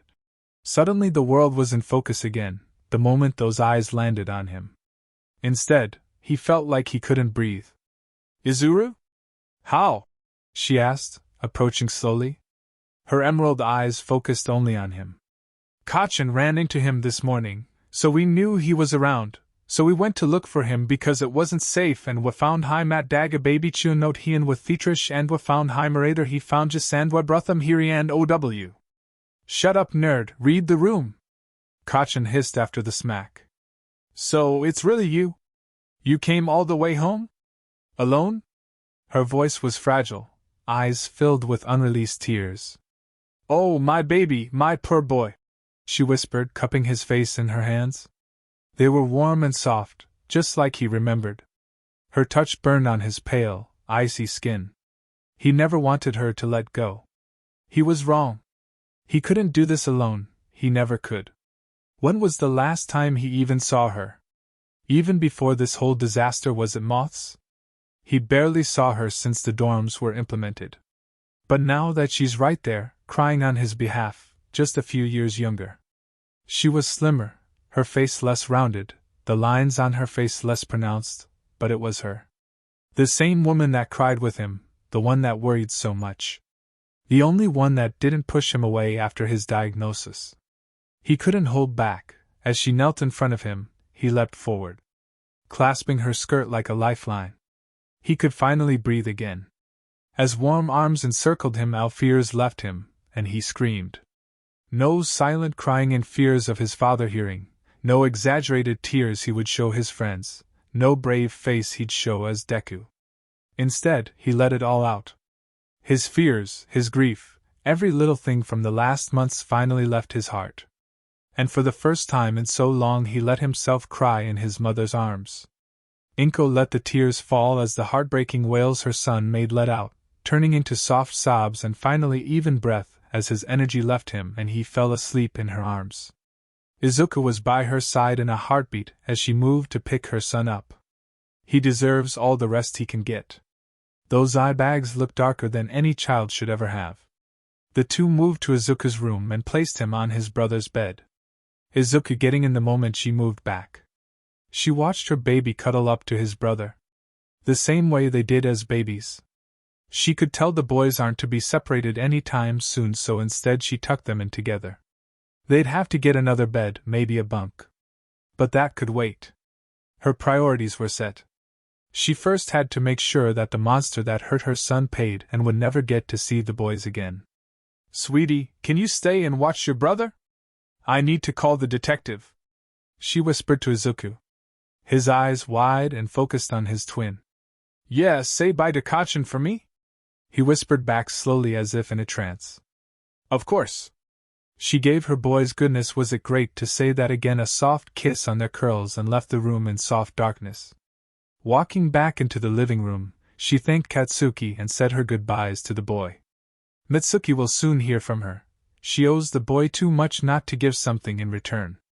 After that she grabbed her phone from the kitchen and dialed the number. She goes just the night before. Hello, is this Detective Sakachi?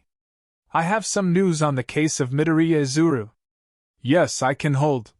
Because she could, her son was safe, and it was just a matter of time until her husband learned why he shouldn't hurt her babies. Hell may hath no fury like a woman scorned, but even the most scorned will shy away faced with a mother's wrath. It's been a while since Izuru woke up this warm and comfortable. It wasn't like his old mattress at Hisashi's place, covered by what could only be called a blanket by lack of a better term, nor was it like waking up at the beach with the sun blazing down on the roof of his den. This was different.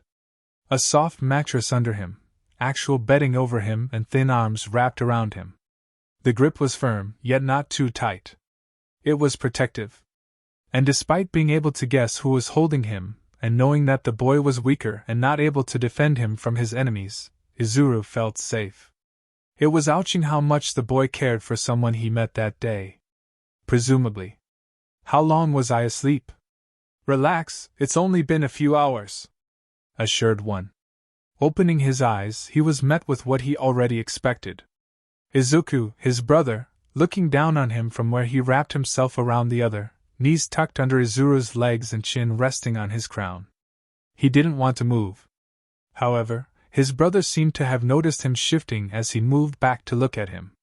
Kind, love-filled eyes met his and he felt like crying again. Before he could, the boy spoke. "Hey, how are you feeling?" he whispered. "HMK," Izuru murmured, sleep still holding on to coherency. "You sure? You seem to have a bad dream." "Yeah. I don't really remember it." "It's fine," Izuru responded, stretching his legs out.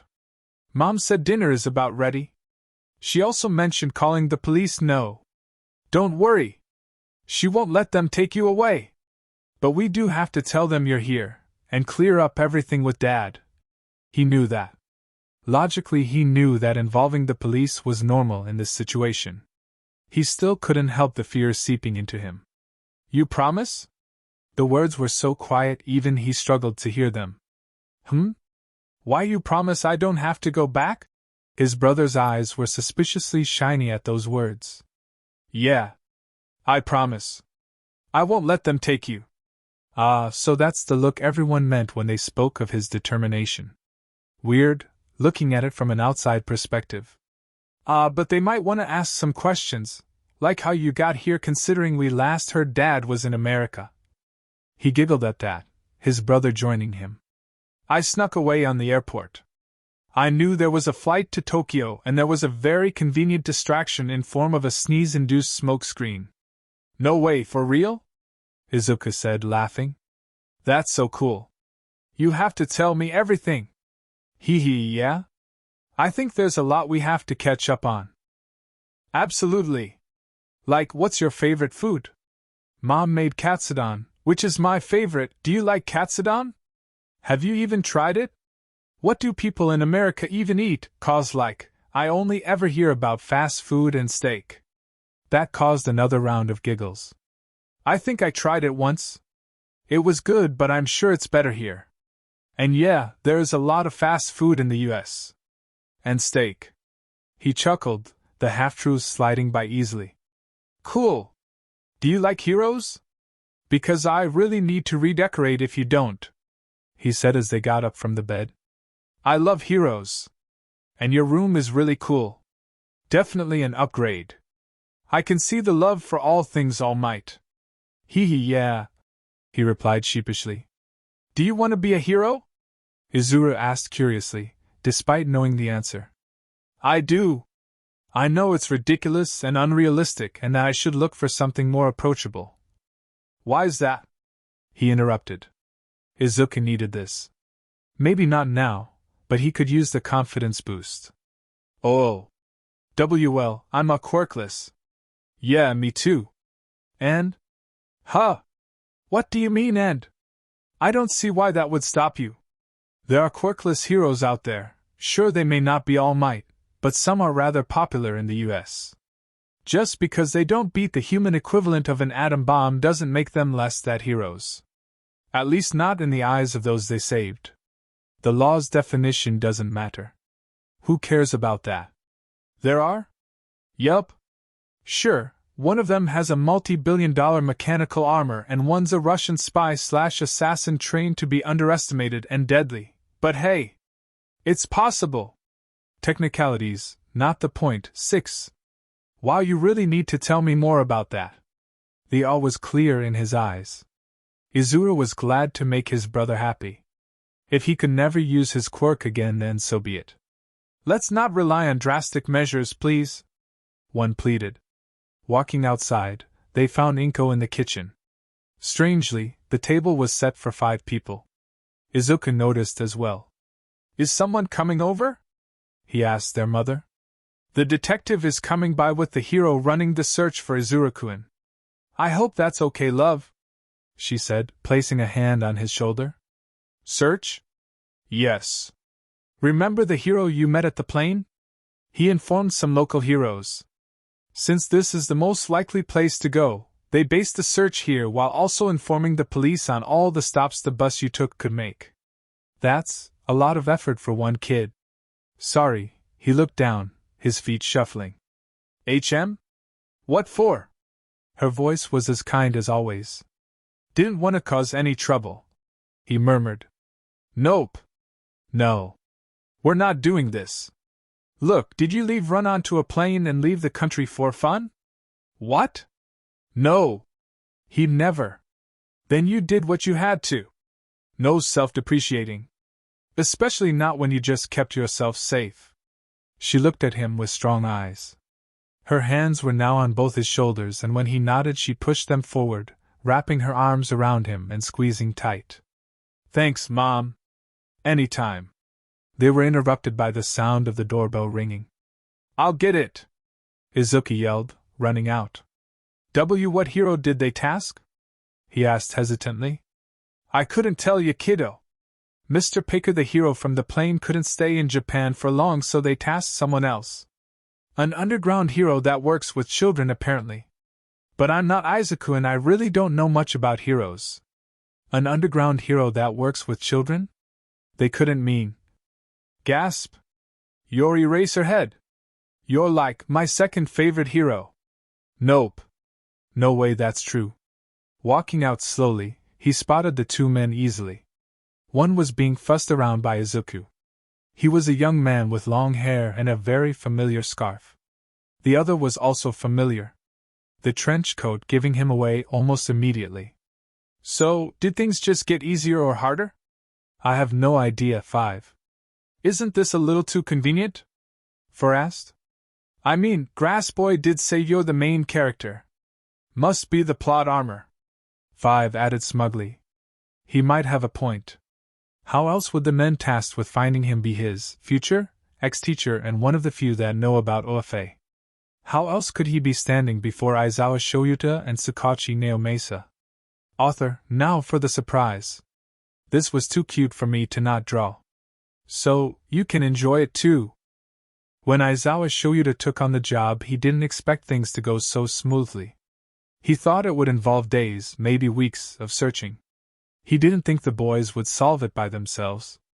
Izuru by coming to the right city, and Izuku by listening to his friend and looking for his brother. So, he was in a rather pleased mood when he got to the apartment with Tsukachi. These boys seemed to be full of surprises. Sure, he worked a lot with Mike and Loud, so he knew there was footage of him somewhere, but he's never been recognized.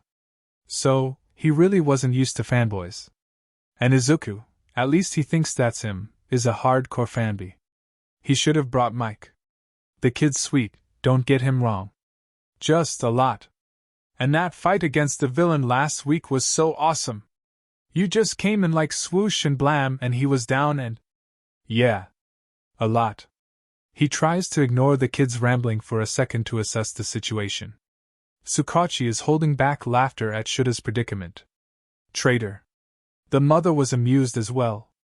She also seemed rather exasperated. A normal reaction for him then. The other boy, Izuru again, probably seemed surprised, confused, anxious and just a little awed, an interesting mix of emotions. Or rather, his eyes seemed those things. His face, on the other hand, was a blank mask. A good one too. He's used to hiding his feelings. The only reason he could tell the things he could was years of training and practice. These boys are interesting. The room looked plain. Entrance, living room. Homey. Not too neat, not too messy. Open floor plan. He could smell food from the kitchen. There's also a hallway to what he guesses are the bedrooms and baths. It's a decent home. And how does your quirk work? I know it can erase other quirks, but how? Can you tell if it actually erased something or not? Can you feel when people are trying to use their quirk? Could you recognize if someone doesn't have a quirk? The kid took a big breath and Shoyuta used the time to blink. Classified. Just does. No. No. Never tried, probably not. He answered before he could start again. Normally, he wouldn't have said anything. But the boy knew his quirk and asked reasonable and intelligent questions. The kid looked surprised, as if he didn't expect an answer either. Probably never got one. His eyes widened even further and were suddenly shinier than before. For a second, he panics. Shoyuta didn't want to make the kid cry. He knew he came off as cold and that it scared people, but he didn't mean to scare a little quirkless boy. Luckily, his fears were unnecessary. The look was there for just a second before he broke out in the brightest and biggest grin his face could muster. Shoyuta had to squint. That's how bright it was. A chuckle caught his attention, and his eyes found the other boy quietly giggling to himself. Brat. Why don't you come in? Dinner is just about ready. The mother, Midoriya Inko, spoke. Oh, that wasn't necessary, Midoriya-san. The traitor replied. Please, I insist, she said before turning around and walking into the kitchen, effectively ending the conversation. Well, he wasn't gonna say no to free dinner. So he walked in, taking off his shoes and avoiding the still awestruck boy. A boy that was following him as if he were Jesus. He walked up to the other boy whose eyes were on him since he started walking. Intelligent eyes following his every move. Aizawa Shoyuta. Pro Hero Eraserhead. He introduced himself without fanfare. Izuru. The boy replied quietly. His eyes drifted off to the side for a second before settling back to him. Shoyuta nodded and continued for the dining area, separated from the kitchen only by an aisle with bar stools. The detective was next to him, having caught up while he was talking to the kid. Speaking of, both boys were behind Shoyuta. Hand in hand? Eyes still on him. Turning a bit so that he could see them, he noticed their faces. Izuku was smiling while Izuru kept a neutral expression. He saw the way Izuru clutched onto his brother's hand. It looked painful. The boys didn't say anything. They didn't even blink. Looked eerie. Like how an animal will observe a stranger. Cautious. Guarded. They reminded him of his cats. Food came out a bit after he sat down. The boys tried to help, but Midoriya-san told them to sit and talk to the adults. Which meant that Izuku continued his onslaught of questions to the both of them. It was strange, seeing him guarded one second and so open and talkative the next. That is, until he realized he was protecting the other. Every time he was met with a pause, attention fell on Izuru, before the boy continued, drawing eyes back to him. Despite being uncomfortable with the attention himself. Two strange men in his safe space with someone he feels the need to protect, being cautious made sense. These boys are quirkless. Shoyuta knew how they were treated. Izuku probably has a lot of enemies outside of these walls. Being defensive was logical. The questions were good too. Things he never thought about. Didn't even consider. Shoyuta didn't bother question why his hair floats when his quirk activates. Didn't care to think about why his eyes change color. His theories were good too. Having a secondary telekinesis sounded interesting. Izuru seemed to disagree, however. He looked like he wanted to say something but kept quiet. Izuru was silent the whole time, observing everything, eyes darting side to side.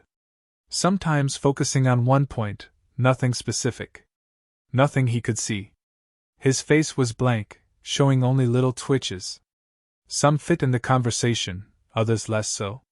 He never turned too much. Always having either man in his peripheral. He also seemed to realize his brother's sacrifice, judging from the grateful looks he'd send the boy. Both were smart. Scary smart.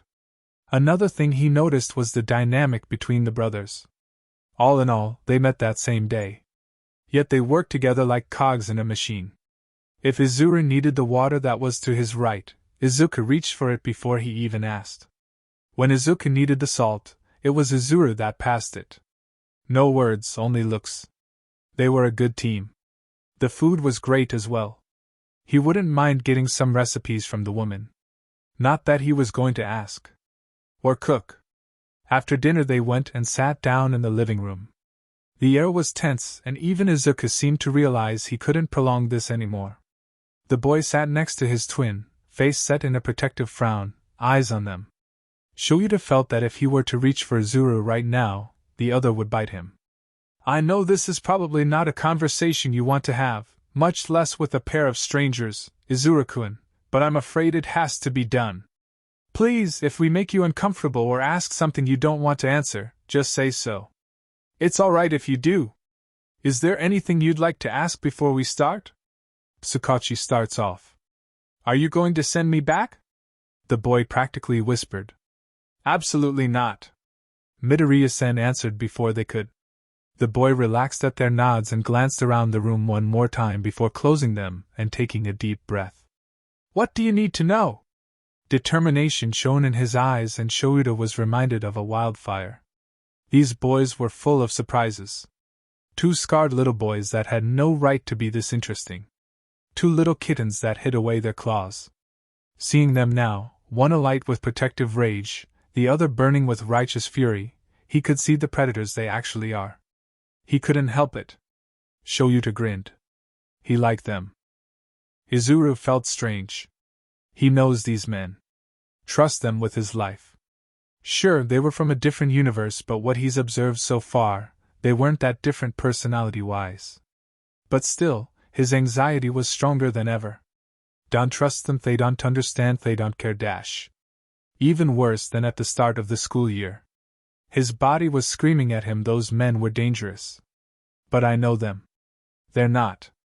Trying to convince himself. How can you be so sure? Didn't stop the doubt swirling around his brain.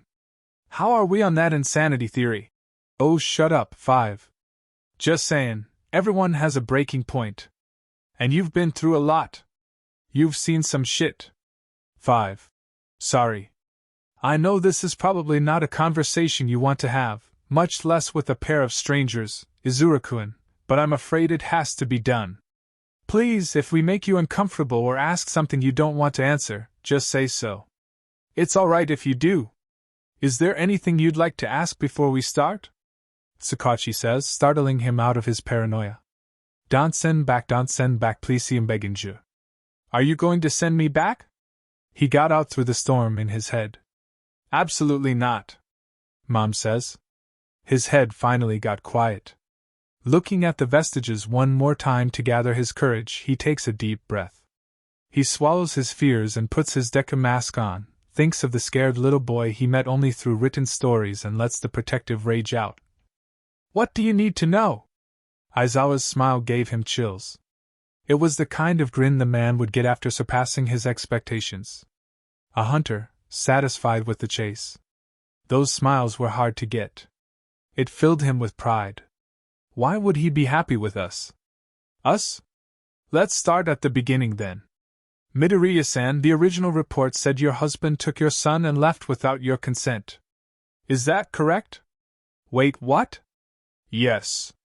He was at home with the boys. I was out shopping. When I came back, Izuku was crying alone in his crib. I wanted to go to the police immediately, but they wouldn't let me file a missing persons report before 48 hours. By then he was already overseas. That was 6 years ago. He did what? Izuru-kun. Tsukachi interrupted his rage. Did he tell you this? Don't lie. No. Think of the journals. I thought he said she left. Didn't want me. That he was all I had. I didn't even know about Izuku until he stood in front of me. Would have saved me the panic attack. I thought he said she left. Didn't want me. That he was all I had. I didn't even know about Izuku. True. And you believed him? Then why come here? Kinda? I remembered Mom to be kind. It felt wrong that she'd just leave.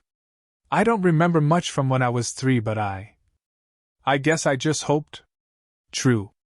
The kid looked more insecure now. Poor boy has been going through all kinds of feelings in the last minute. Still. Can you tell me why you chose Muzurifu to hide in? Kid's been looking around the room a lot. I just had to get away. I thought about staying in the city. It's big and one kid wouldn't be noticed. There was a field trip with my school. We would have taken the plane to Florida. I found the flight I snuck on online. It finished boarding a bit before our flight started. But I was ready to stay in Florida as well. If I couldn't make it on, it would have been harder. Dad was one of the chaperones. He's been keeping a close eye on me since we got on the bus. And about the city. Dad had friends. They'd call sometimes. Mention places, parks, bars, clubs. It wasn't hard to find out where I had to go. True. Looked like both boys were smart. Do you know any of their names? No. True. All right. You're not in trouble. Just try to buy a ticket next time you travel, cool? The boy gave a sheepish nod. The next part might get a bit uncomfortable. Tell me if you want to stop or prefer if someone leaves. I'm afraid I have to stay to verify your answers, but we can make this more private. Okay? Okay. Usually, in cases like these, children are questioned without the parents present a. I can leave. Midoriya-san interrupted. I can stay in my room?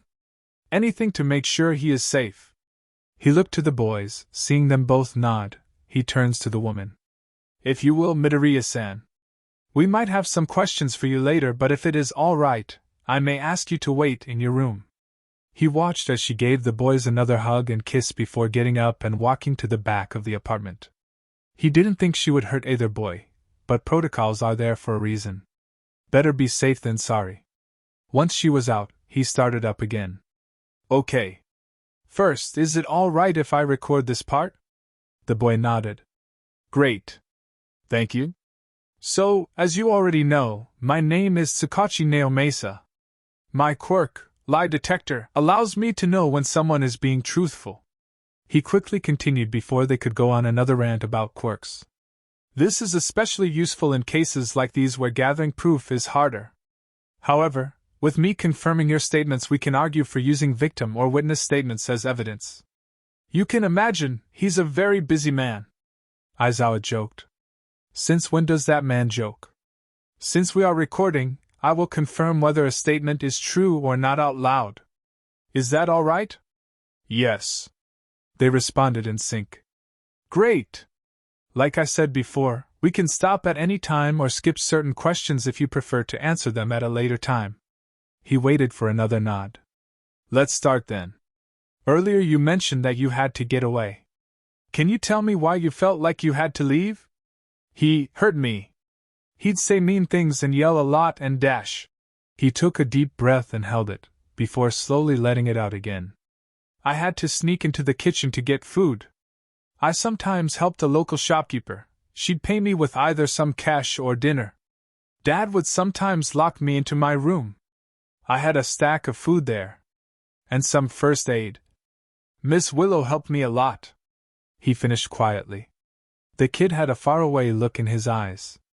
It seemed this was worse than what they imagined. Naomasa knew about how quirkless people were sometimes treated at home. This level of abuse is not unheard of, sadly. Doesn't mean it's the standard. He ignored the look of rage in Aizawa's eyes for now, waiting for confirmation. It didn't seem to bother the boys. If anything, Izuru seemed relieved, losing some tension in his shoulders when he saw. True. The word left a bitter taste on his tongue. It shouldn't be. He thought. You said he hurt you, could you elaborate on that? He asked before Eraser could go and murder a man. He'd hit me, fists, kicks, belt, he'd throw stuff at me. Like a glass or bottle. He also had I think it's like a wooden sculpture? Like a figure? I don't know what it is for originally, but he'd hit me with that too. I just ended up pushing my bed in front of my door and climb out the window at some point. True. Anything else? Did he use his quirk on you? Yes. I have some scars from that. He can breathe fire. The kid started rolling up his sleeves to show the red marks marring his arms. A few cuts were visible, as well as the faint green of fading bruises. Some were shaped like handprints. True. Did he have any other weapons at home? Did he use those? Well, he had a gun, but he never used it.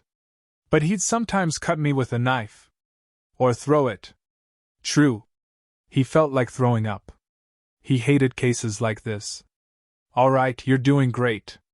Just a few more. How often would these beatings happen? Depends. He lost his job when I was 5. That was the worst time. He'd hit me more than once a day. Lately, maybe 2 or 3 times a week. But even if he didn't hit me, he'd yell and insult me. Especially on the weekends since he gets drunk a lot. True. What kind of things would he say?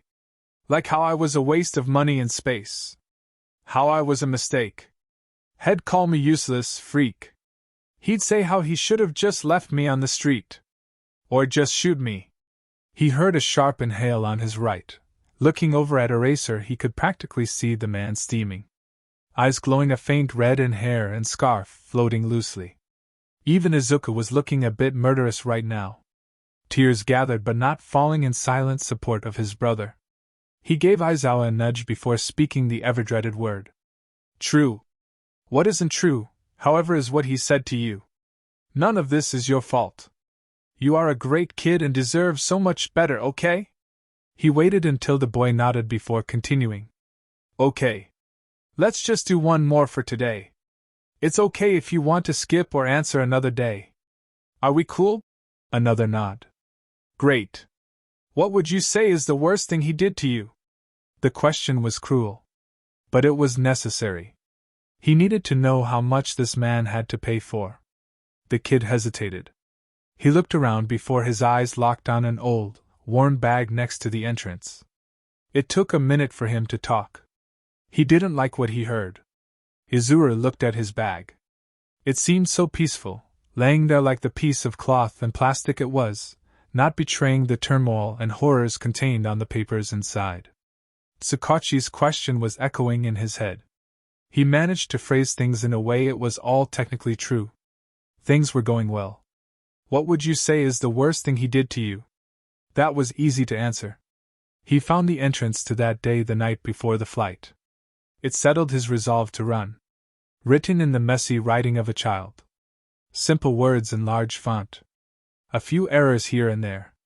But the message was clear. Horrifyingly so. He didn't outright hurt me, he finally said. But after he lost his job, money was tight. He was talking on the phone. I don't know who to. I didn't hear everything. He mentioned me. Said things along the lines of me being rare, since there weren't as many quirkless kids left in Japan. How I was smart and well-mannered. How I had big bright eyes. Described me. At the time, 5-year-old me was happy. Because he never said such nice things about me. He went back to normal the next day. I only realized what he was doing a few years later. Just recently, in fact. I write a lot. Left journals and diaries. I went over them again in the past few months and found the entry. I think I know what he was doing now. The last part was whispered. He hated the feeling of dread, of being powerless. Who knows where he'd be right now if it happened? What Izuru would have gone through? He was reminded of Eri. The sweet little girl who suffered so much in her short time on Earth. Was she all right? Did she exist in this universe? Is she going to suffer like his Eri? Can he help her? Looking up, he saw the now pale face of Tsukachi. He noticed the white-knuckled grip the man had on his pen. Metal, plastic would have already snapped. He saw how Sensei's eyes were red. Not the, I'm using my quirk, red glow. Well, that was there as well, but the whites of his eye were almost as crimson as his irises. When was the last time he blinked? His thoughts were interrupted yet again by a noise to his left. Izuku was full on crying now. Looking at him as if he'd disappear any moment. There was hurt and fear mixed in his eyes, and he realized that not only did he figure out he could have lost his brother forever, but that it could have been him. He wanted to say something, but his throat closed up, nearly strangling him. The noise that came out sounded more like a dying cat than a reassurance like he planned. Instead, he leant into his twin and wrapped him tightly in his arms, crying alongside him. He didn't hear the airy true coming from the detective. The rest of the interview ended quickly. Both his brother and the adults looked exhausted by then. Izuku thinks he understands. He's put way too much research into quirkless statistics. He read things no 1-year-old should read and knows things no regular citizen should know. Regardless of what his classmates say, he's smart. He even managed to get into the dark web once. It was surprisingly easy. He's never going to forget that day. One of his bullies joked about how his brother said that the quirkless can bring in a lot of money in the human trafficking rings. He knows his classmate didn't really understand what that meant. They were only 7 after all. It was messed up and it scared Izuku beyond anything. He had to check. So he did. Turns out, he wasn't worthless. He was worth quite a lot to some people. People he hoped he'd never meet. People he's apparently related to. Who tried to sell his brother, and only failed because he wasn't as rare in the US. Izuku was still shaking. He didn't know if it was out of anger or fear. Maybe both? He was so glad he got to meet his brother. Who he was still holding. Safe. Alive. Izuku would do a lot to make sure it stays that way. As the men were finally leaving, his brother made a strange face. One Izuku wore a lot. The I want to tell you but I'm scared/worried face. So, he gave Richan a squeeze and an encouraging smile. These guys were good. Safe. They wouldn't make of him or hurt him. Probably. He really hoped they wouldn't. Richan got the message anyways and went to the backpack he had when they found him, running after the men. Izuku was following close behind. They caught up to them downstairs. Right as they were leaving the building. His brother only hesitated a second before running up to the detective and giving him a stack of notebooks. They talked a bit before Richan made the man lean in closer, whispering in his ear. Whatever he said must have impacted the man, judging by the face he pulled. Surprise and shock, if you'd asked him. Aizawa-san looked curious about the man's reaction as well. He watched his brother smile and bow at them before running back to him. Tsukachi-san looked like he wanted to say something but Richan didn't stop as he pulled Izuku back inside, closing the door behind them, leaving the shell-shocked detective and the curious hero behind. They only stopped once they were on their floor, catching their breaths. What was that about? He finally asked his brother. Diaries, journals. Figured they would help them. And the other thing? He looked conflicted for a moment, but it didn't take long before he pursed his lips and looked him straight in the eyes. Long story.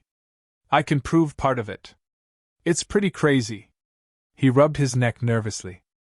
But if you want to know, I need you to keep it a secret for me. The serious look on his brother's face, they looked the same, still very weird, left him with only one answer. Of course. You can trust me. Let's talk in your room, he said, nodding. Our room, Izuku corrected. It brought a smile to his brother's face. Small and fragile, but sincere. They went in, telling their mother that they needed some space. She agreed immediately. She looked like she could use some as well. Once inside they settled in the bed, knees touching. Have you heard of the multiverse theory? Naomasa didn't know what to expect when the boys followed them down. The journals were welcome. They should have enough evidence for an arrest, but having everything written and sorted would prove useful. But that wasn't the problem. Can you tell Torino-san that Nana says hi? Not only is the name Torino rather unknown to the point where a random boy in the US really shouldn't know it, but Nana even more so. Not only that, but he also used present tense. As if it just happened. How could he send a message to an unknown man he never met, from an even more unknown woman that died decades ago? He even used her first name. As if they were friends. He didn't mention All Might. Which is good. He could have just met a random woman who asked him to send a message. Maybe a follower of AFO, one that knew he was on the case. But then why send it to Gran? If he wanted to send a message, wouldn't they ask for Tashinori? Or even asking for 8? But it's unrealistic that any of AFO's followers knows enough about OFA to understand the correlation between Nana and All Might, or their connection to Gran. Even if it were a trap of sorts, why involve a random child? That's really the part that bothers him the most. That it didn't seem random at all. The look the boy was giving him, as if testing a theory. He knew exactly what he was saying. But that was impossible. Weird. He heard from his right. Aizawa. What? Just then, his eyes changed. What? How did I not notice anything? They looked like they were glowing. And I could have sworn I saw lightning of all things flashing in them. What? What did he tell you, anyways? Does it correlate to the case? The man asked. Not really. Just a message he wanted to pass on. Lightning. Glowing. Almost like Tashinori's sometimes do, but that can't be. Right. What was the message? It's not easy to freak you out like that. Speaking of experience. Ah, so you are doing it on purpose? His friend smirked. Maybe. So? Anything you can disclose? Eraser was back to serious then. Just a greeting from a friend. One he shouldn't be able to know. He answered truthfully. No harm would be done. Aizawa doesn't know the hidden meanings behind the words. How come? She's dead. Has been since before his birth. Aizawa's eyes widened at that before he took a deep inhale. Maybe there's something to my theory after all. What theory? Did you notice that he would often stare off into space? Or look around? He nodded to the man. Naomasa didn't really think anything from it. It was a new environment, and it was obvious the boy felt uncomfortable with them in his space. He wasn't drifting. He always looked at the same 5 to 10 spots. Focused, so not disassociating either. Sometimes even reacting to things. Like tilting his head or smiling. It looked like he was following a conversation, only the other party missing. What are you saying, Eraser? It looked like the kid saw someone we couldn't see. The man looked completely serious. Are you implying he can talk to ghosts? Naomasa tried to reply as serious as Eraser. He was sweating, but his friend looked as composed as always. Sounds illogical, right? At first, I just assumed it could be some form of hallucination. He was on the streets and lived a horrible life before that. Drugs or mental illness seemed the most plausible. But his pupils were normal, and he seemed fully alert. He also made sure to hide him seeing them. People with schizophrenia, for example, often struggle with knowing what is real and what isn't. Some of those spots were near or right next to us. In theory, he shouldn't be able to know which of us was the actual person. So, I considered the involvement of quirks. He wasn't unnerved. He knew whoever he saw was used to it. Illusion quirks affect more than one person, and hallucinogen quirks would make him nervous at least. Even then, they usually run out in a few hours. Too long to still affect him, so someone he knew or was used to had to have been there. But no sound or presence reached me. They weren't just invisible. Then, when I saw his eyes glow, I figured he was the one with the quirk. Something that allowed him to see people or creatures others can't see, feel, or touch. Like a ghost. Naomasa really didn't want to believe that. Like someone who died long before he was born, for example? Eraser inquired further. I hate that it makes sense. Me too. But if a washing machine can be a hero, why couldn't the dead talk to a traumatized child? Naomasa snorted. They were working on a case the day Wash debuted, causing an hour-long discussion of the logic of that matter. They settled if quirks aren't logical. All in all, this still made more sense than a living washing machine. I'd have to ask him next time. Maybe I could catch him alone. Still confused about the fact that he has a quirk when he was diagnosed a quirkless. Doctors make mistakes all the time. Besides, he wouldn't be the first case of stress development. And with a parent like that, he definitely had enough stress. Besides, it's just a theory for now. A stupid one if you asked me, but knowing my luck, it's probably true. The world does enjoy giving you headaches. The man sighed. He looked like he needed a coffee and a cat, so they made their way back to the station to finish the paperwork. Aizawa left shortly after, muttering all the way and leaving Naomasa to think. He doesn't have to see all of them, lightning and glowing eyes. Just how much does that Quirk stockpile? He murmured to himself as he picked up the phone, punching in the familiar number. Hey Toshi? I need to talk to you and Gran. No, it's not about him. No, I'm not in danger, but someone might be. Tohinori, I met someone who claimed he talked to Nana. Recently. Yeah, breakfast sounds good. I'll be there at 8. See you tomorrow? And bring Gran. Bye. This was going to be a long night. Izuku was getting overwhelmed. This is a lot to take in. His brother was actually him from another universe? How did that even work? And he has a quirk? He has All Might's quirk. That he got. From All Might. After training. With All Might.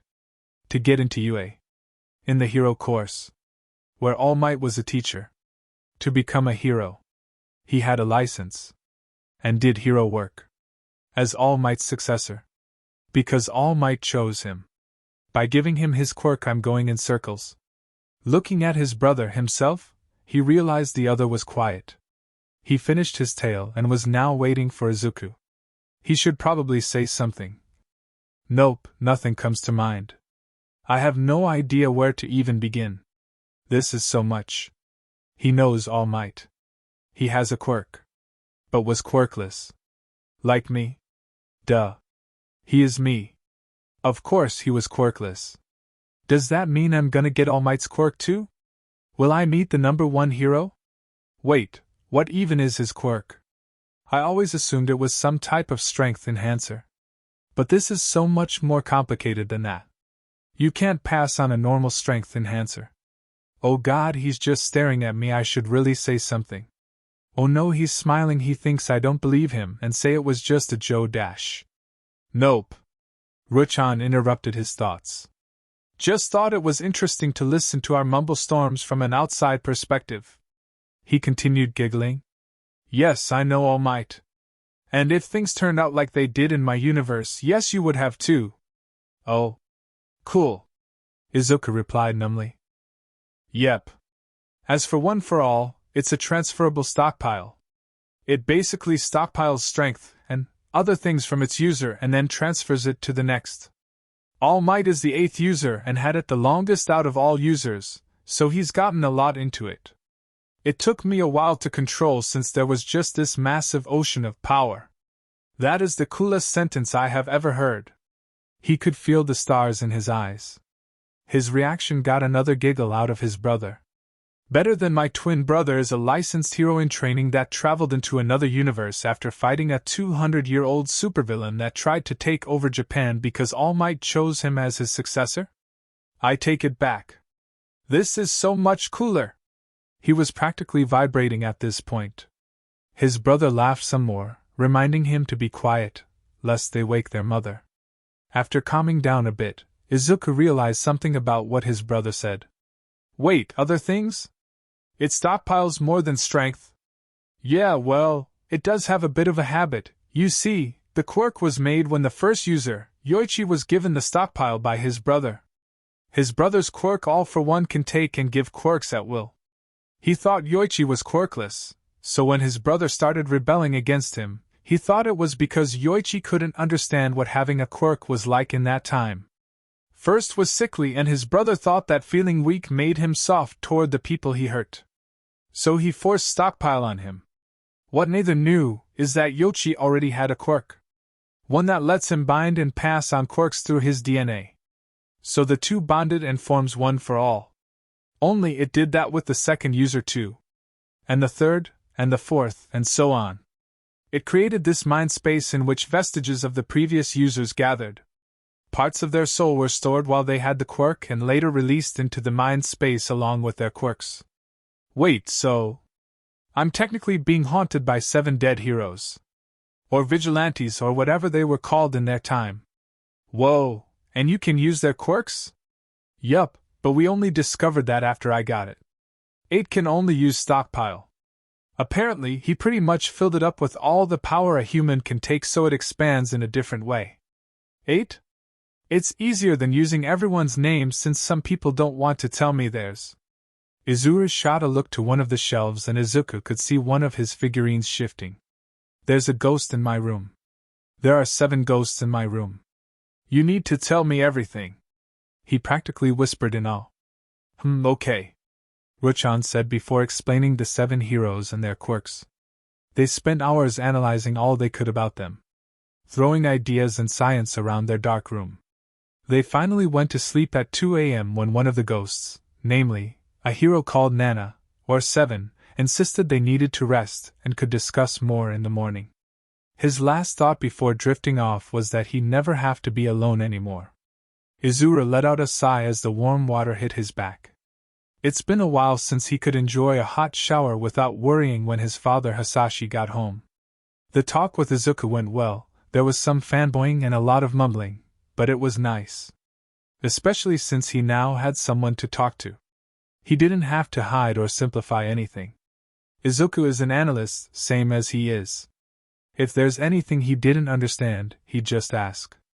Izuru was happy to explain. And Izuku understood because he's just that amazing. It was great for his confidence, seeing how smart he was at that age. Of course, there were things Ku-chan didn't know yet, but his brother was determined to learn. And with him as a teacher, his analysis could thrive. Izuru would never tear him down like his peers, like he was. Izuru is a hero, whether the world knew or not. He's going to be the hero he wants to be. One that sees a bright kid and builds him up. Quirk or no quirk. He had to soft Joe. Now, he only had to worry about whether or no he tells his mom. He can deal with Yagi. Sir might be skeptical, but he's managed to convince him before, he can do it again. As for Gran, just don't repeat anything 8 or 5 would say and channel his inner Nana. That's easy enough. But Mom, she would freak.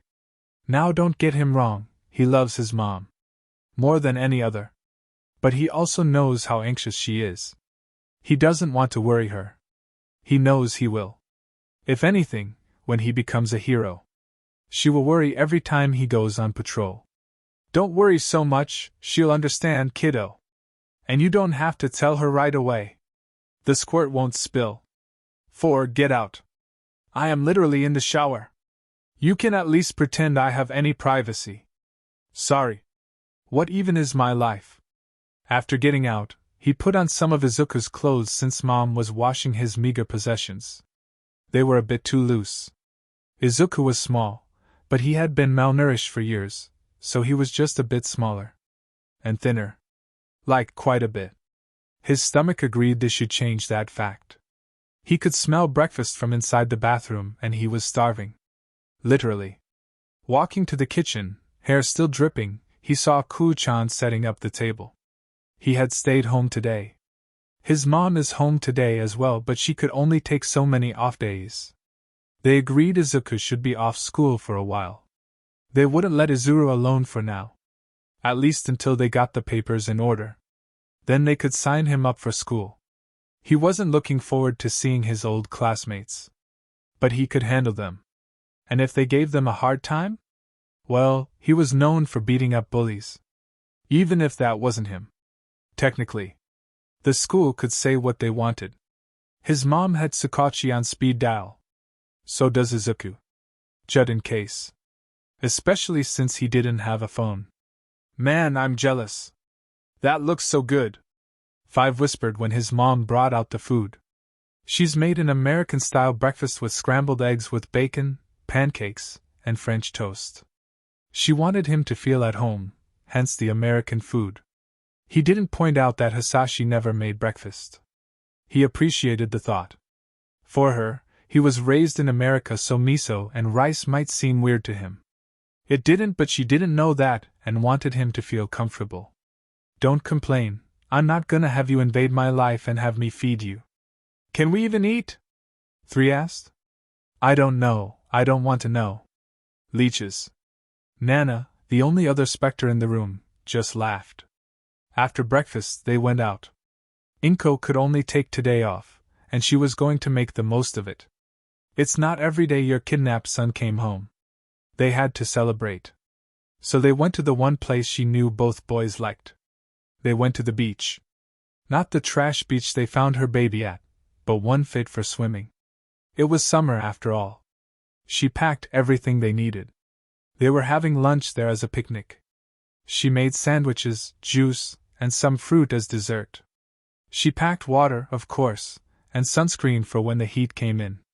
Izuku's old trunks were only a size smaller and fit Izuru perfectly. His size worried her. Even more when the boys got ready to swim, and she could count the poor boy's ribs. But she wasn't focusing on that. He ate enough, and she would provide as much as he needed. It was also the first time she saw the scars and bruises his ragged old clothes hid from her. It hurt seeing the red burns and yellowing spots. She shook her head and focused. He didn't need pity. Her boy was so strong, pity would only hinder him. What he needed was a loving parent that took care of what he couldn't.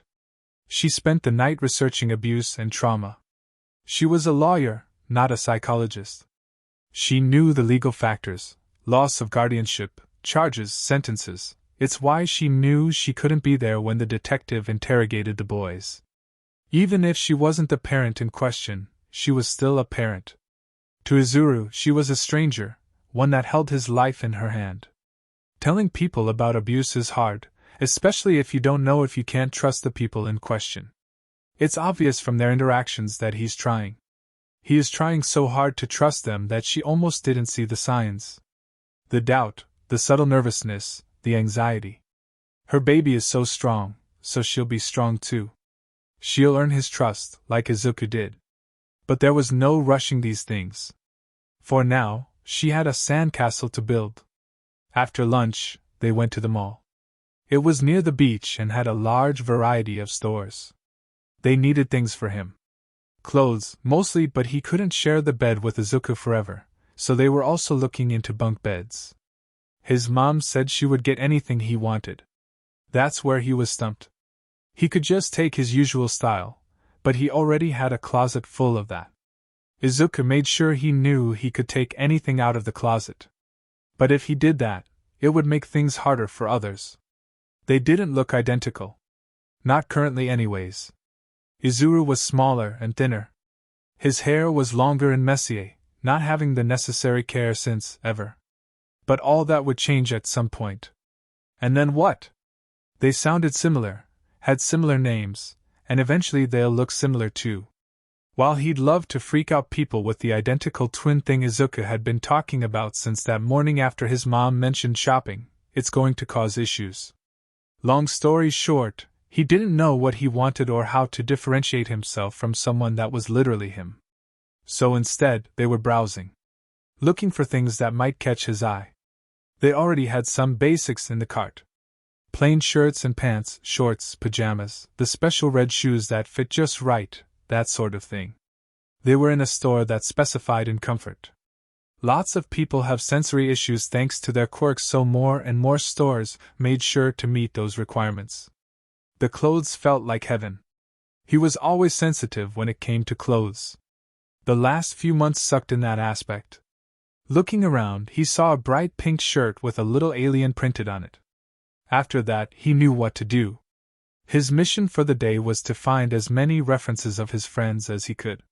He ended up finding a Crimson Riot shirt, a black shirt with comic book explosions, a red and white flannel, a galaxy print top, black sweatpants with a yellow lightning bolt running along the leg, a frog-themed shirt, an Ingenium tracksuit and a band shirt from one of Jiro's favorites.